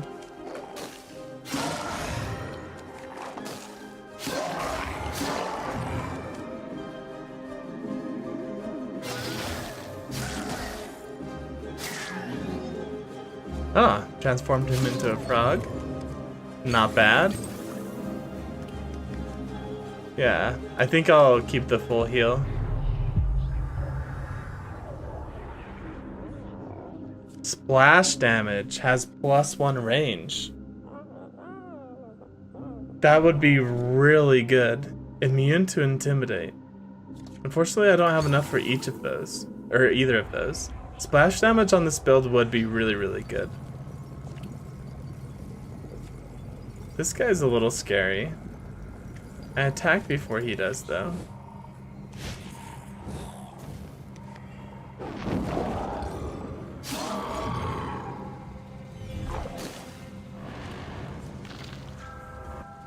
Rapier. Attacks also deal half damage to the creature behind. Yeah, this is just better, right? I think so. Yeah, I mean, just look at that.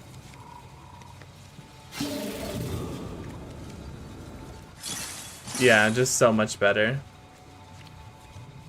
I think I'm gonna save up. We're almost halfway around companions. Fountain of Life. Let's do companions. Let's see if the guy's here. He is. Okay.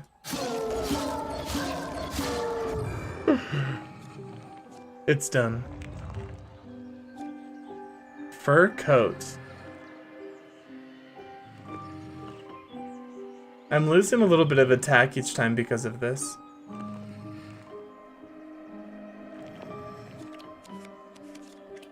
But that's okay.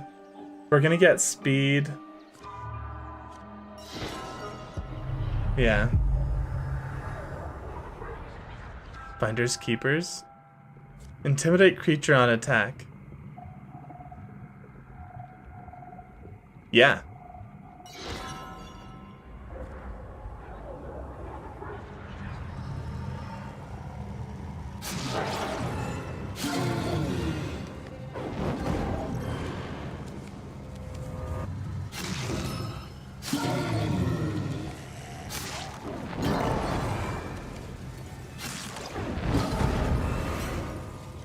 I mean, 4 poison is no joke. More attack. Speed? Nope, let's do more attack. Although speed is kind of the build we're going for. Heal up. Wishful. Sure, why not? Let's do a wishful. Wishing well.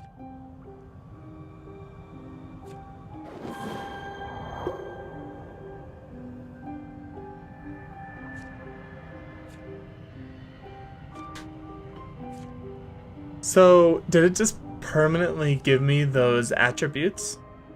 But I killed something? I threw in my charm and it permanently gave me those attributes. Okay. Let's take the stats.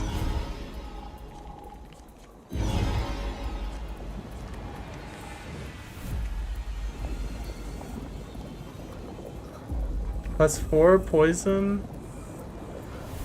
Or... Alright, let's move this. Is that okay? I think I'd rather just take the hit, right?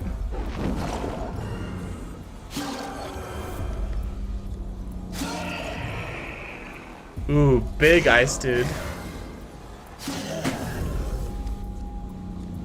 Speed. Speed. Let's see what's over on this side first.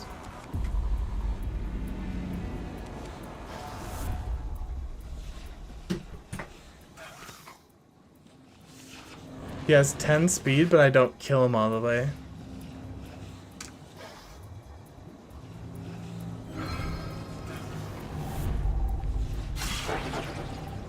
Oh, but I intimidate him. Well, then easy. I forgot about the intimidation side of things. Okay.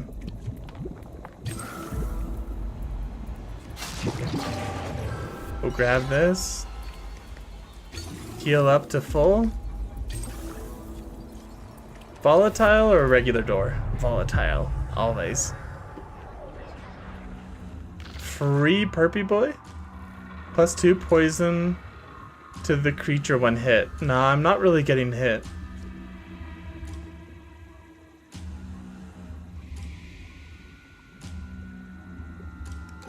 Let's reroll. Each dungeon has an extra explosive creature. Yeah, I'm okay with this and take more speed and attack.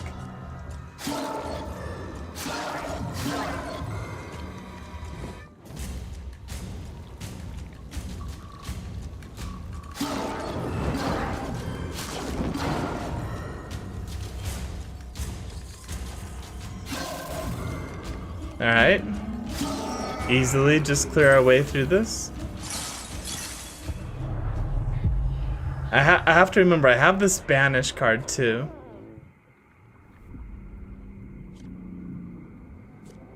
No, there's no way. Maybe this one. Every 4 attacks inflicts a critical strike. For 30? I feel like it's not really worth it to spend my souls on, I guess it is a blue gear. It'll give me 1 attack, minus defense and speed. But then I'll do critical hits. No, I think we're okay. Let's save our souls for a big boy chest.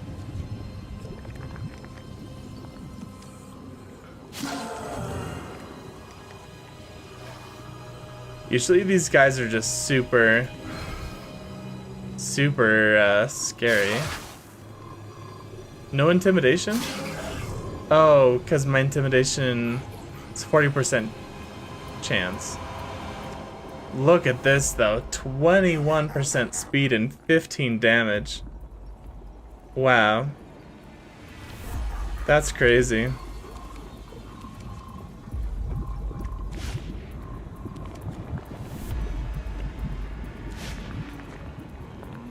Oof.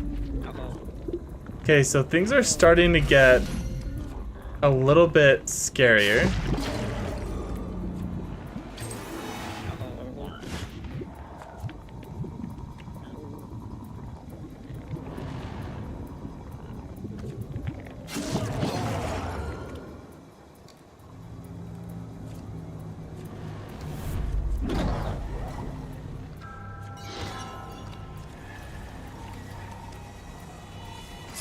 Yeah, what are we gonna do, guys? 53% chance to dodge this. Oh.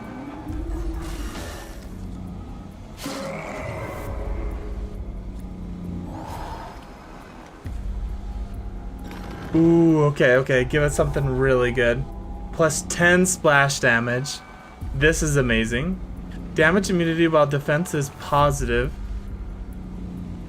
While defense is positive, gain attack and lose defense equal to incoming damage.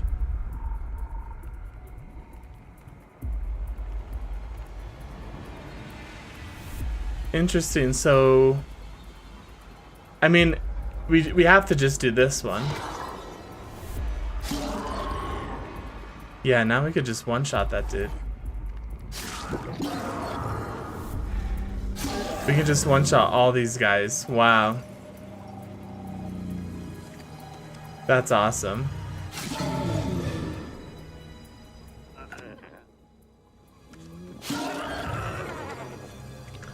Really clutch pickup.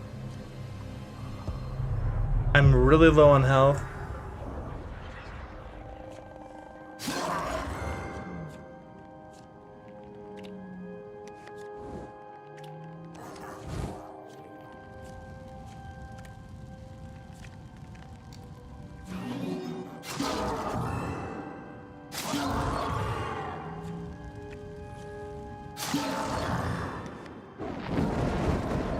A free golden. Oh my gosh.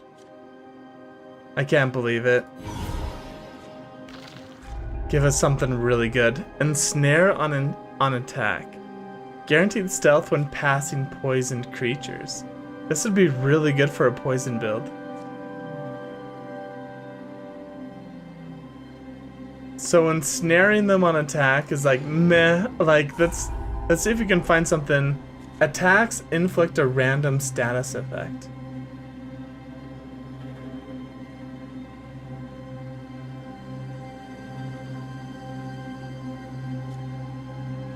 You lose 2 attack, but gain a speed. I mean, let's do it. A random status effect, so that's like poisoned, petrified, frozen. Or we could reroll. I mean, let's do it.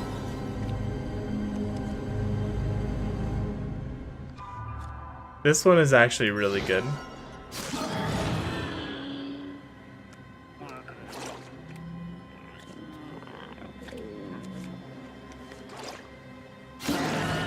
No, he can't kill me. Frog ritual. Summon 1 frog per 5 clarity. Well, I'm gonna summon 0, basically. Let's reroll. Heal yourself for the amount of petrify applied to target creature. Wow. Gain souls for explosive damage taken. No, neither of those are really good. Dodge inflicts 5 curse to the targeted creature.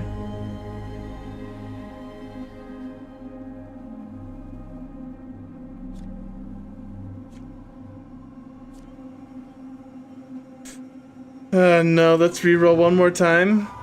Hope we get something good. Heal 2 on kill. Yeah, this is good.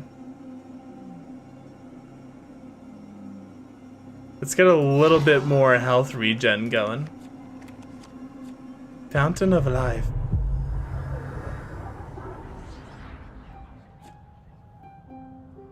Nope.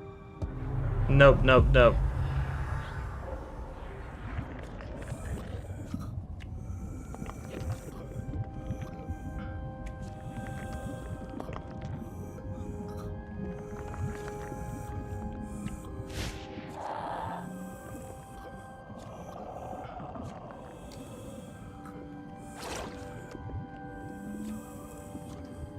Oh shoot, guys.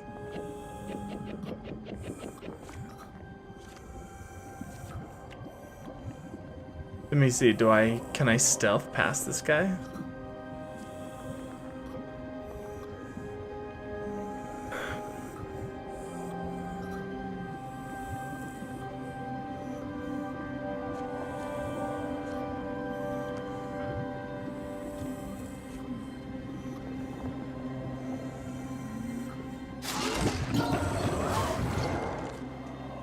Oh my gosh.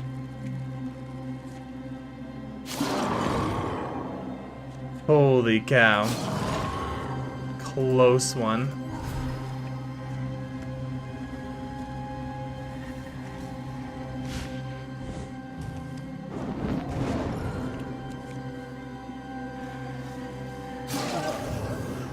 I heal on every kill. I need to remember that.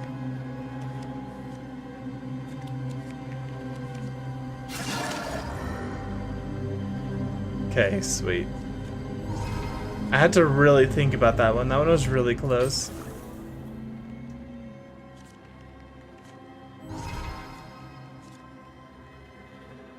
We gain health, right? Yeah. Sweet.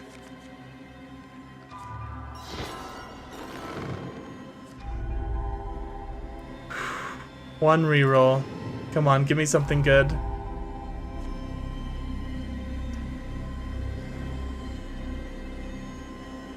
Create a random potion on kill. Every 4 kills I get a random potion. It gives me More dodge chance. Yeah. Yeah. That was a pretty decent pickup for us. Doubles your clarity.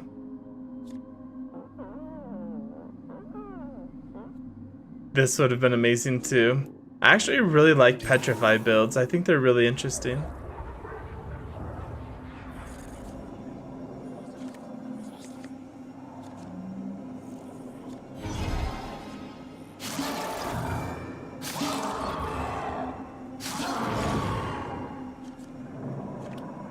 That guy's scary.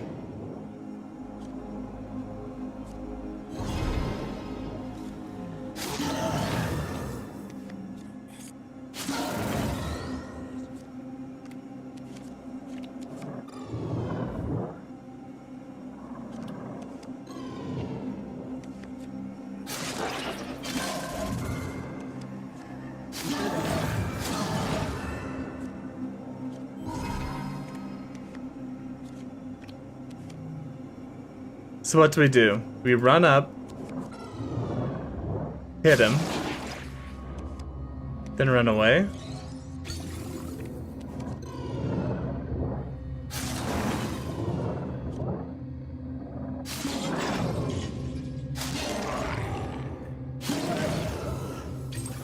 Okay. Not bad. Deprive, companions. Let's check out the companions.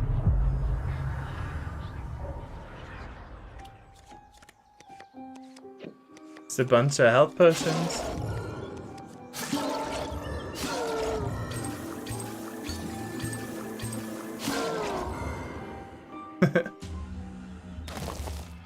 Oh. I'm sorry, that was a mistake, sir. I didn't mean to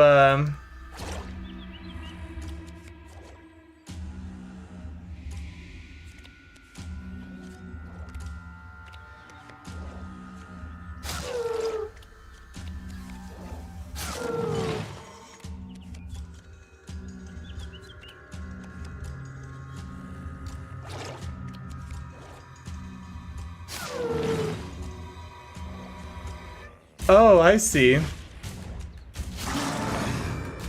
You do a lot of damage.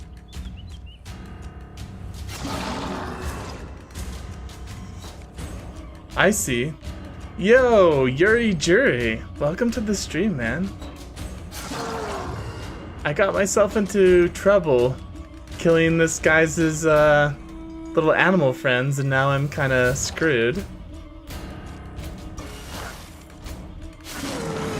Luckily, I'm playing this pretty good.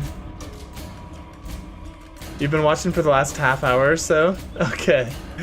You got the rare mini-boss. Nice, yeah. I'm excited. This is my first time actually getting it. I'm destroying him pretty easily. Thanks for checking out the stream, though, by the way. Cool, man. Summon a random friend. Interesting. It's cool that we got a new item here. I guess I have to take it. Oh no, I don't. That's really cool.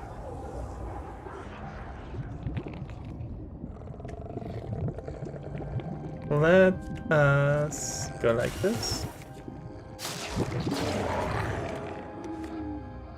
Yeah, you're a scary dude.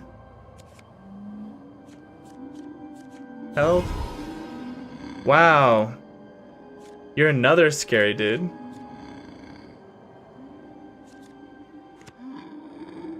So I think if there we go. Let's get speed. My attack's pretty high. And let's wait for our door guy to come closer.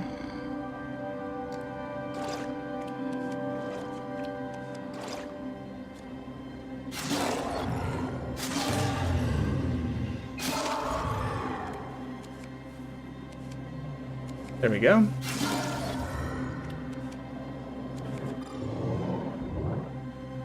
Hit him once. Wow, I dodged. Wow. Okay, cool. How are the gloves out of curiosity? I honestly forgot I had them. But every 4 turns I inflict a random status effect, so it's helpful. But I'm going for an attack like dodge build, right? So the fact that it gives me dodge and speed was perfect. I'm not like super impressed by them, but I literally get nothing from health potions because of how low my clarity is. But that's okay.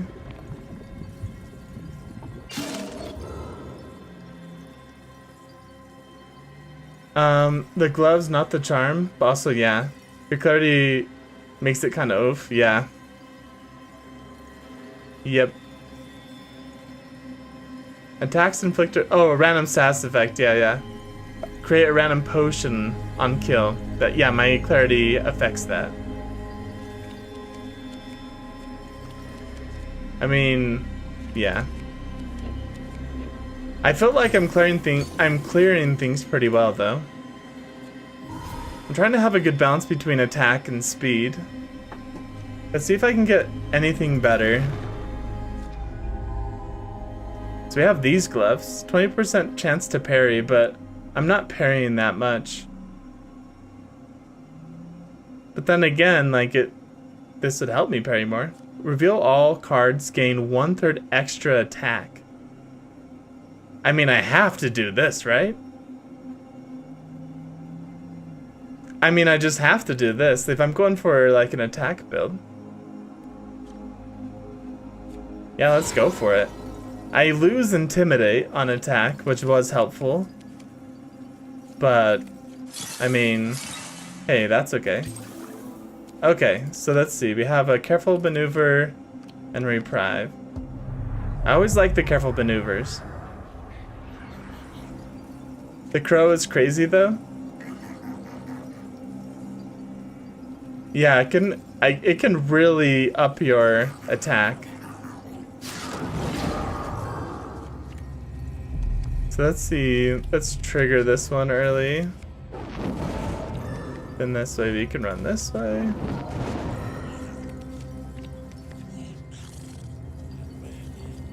Whoa, he does 14 damage to me? How? Does he explode? It's saying I'm gonna take 8 explosion damage. Huh. Up our speed. Free rare item. Spend 30 souls, deal 30 soul damage to the target. This is actually not bad. Freeze creature when hit. No, let's reroll. We gotta get something better. Okay, almost done.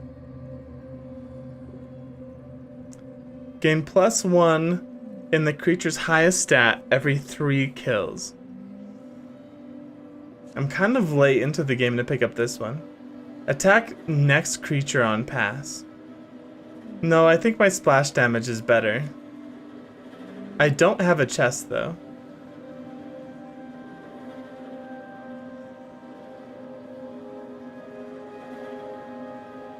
It's like alright. I lose 5 attack. Let's re-roll. YOLO, right? Transform on parry. Dang it. Healing effects restore double the amount. I mean, this one wouldn't be bad. Gives me attack and speed.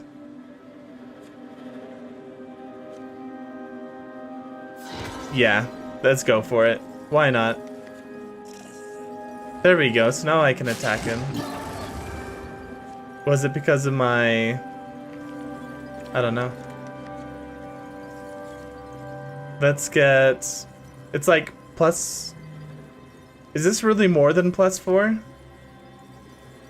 Let's do speed. Grab this. Grab these. And moving on. Almost done with the round.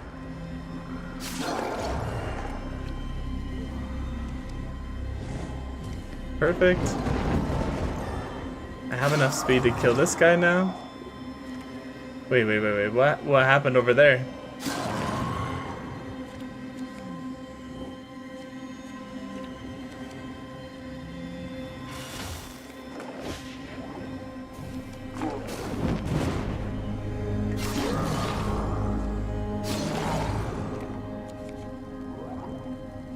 Oh, this guy. Yeah. He moves clockwise, so I'm like running the wrong direction. Need to be going this direction. And let's start a chain reaction.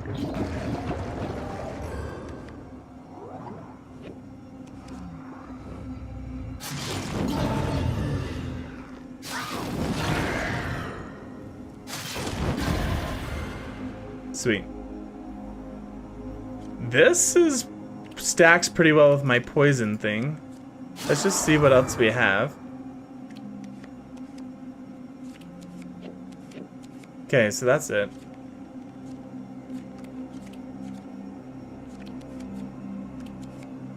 Man, it's these floors that you want a chugging mask, right? If below 25% health, freeze on attack. Not bad. Especially because it doesn't replace an item. Freeze creature one hit. Now I think we go for this. It could save us in some like really clutch moments. Especially because we gain 2 health on kill. So if we start getting low health, we'll freeze them and then we'll gain up health. Okay. Yep, we'll take this. Okay, so we don't really have any rooms to go to. Oh, except for this random room. Yeah, let's just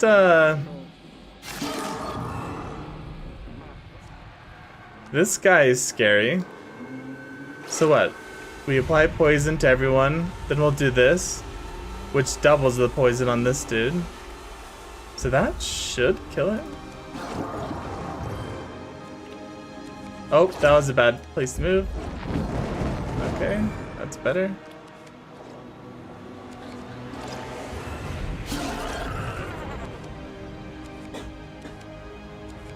Now the question is, are we gonna do the darkness or the light?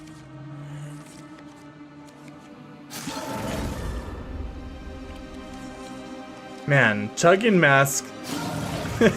Too bad we don't have chugging mask with all of this.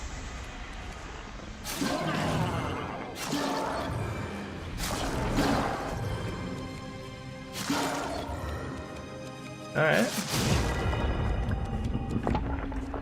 Let's get all of our stats first. Get our speed up. Pick up this. Health. Yeah, so that's everything.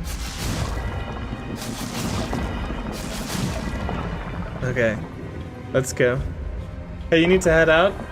You're enjoying the game? Hope you win? Thanks, man. Thanks for stopping by.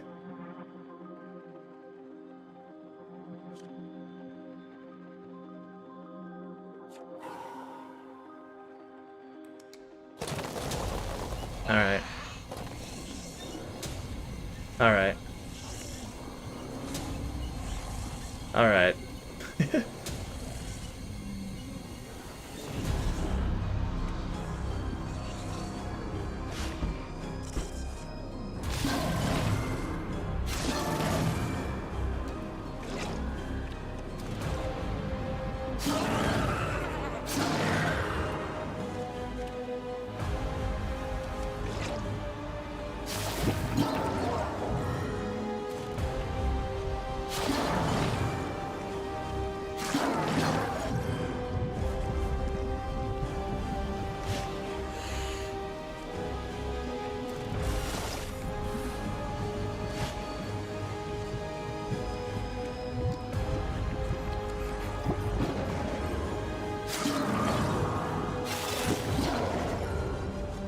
Oof. Come on, give me something good. Excess killing damage becomes soul damage, yeah.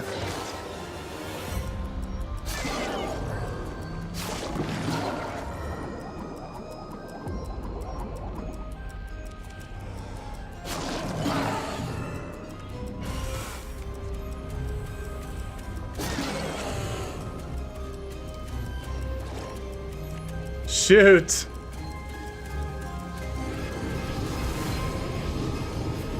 Come on. Dang it. Wait, we have a 100% chance to...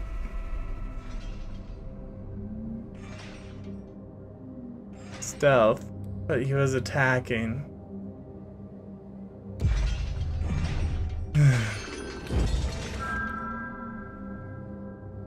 More poison stuff. Cool. Anyway, guys, that is it for me today. I hope you guys enjoyed this stream. I had a lot of fun hanging out with you guys. Thank you to everyone who followed the channel and subscribed. I really appreciate that. It really helps out. It actually does get me one step closer to fulfilling my dreams of being a full-time content creator. So, anyway, as always, guys, break a leg.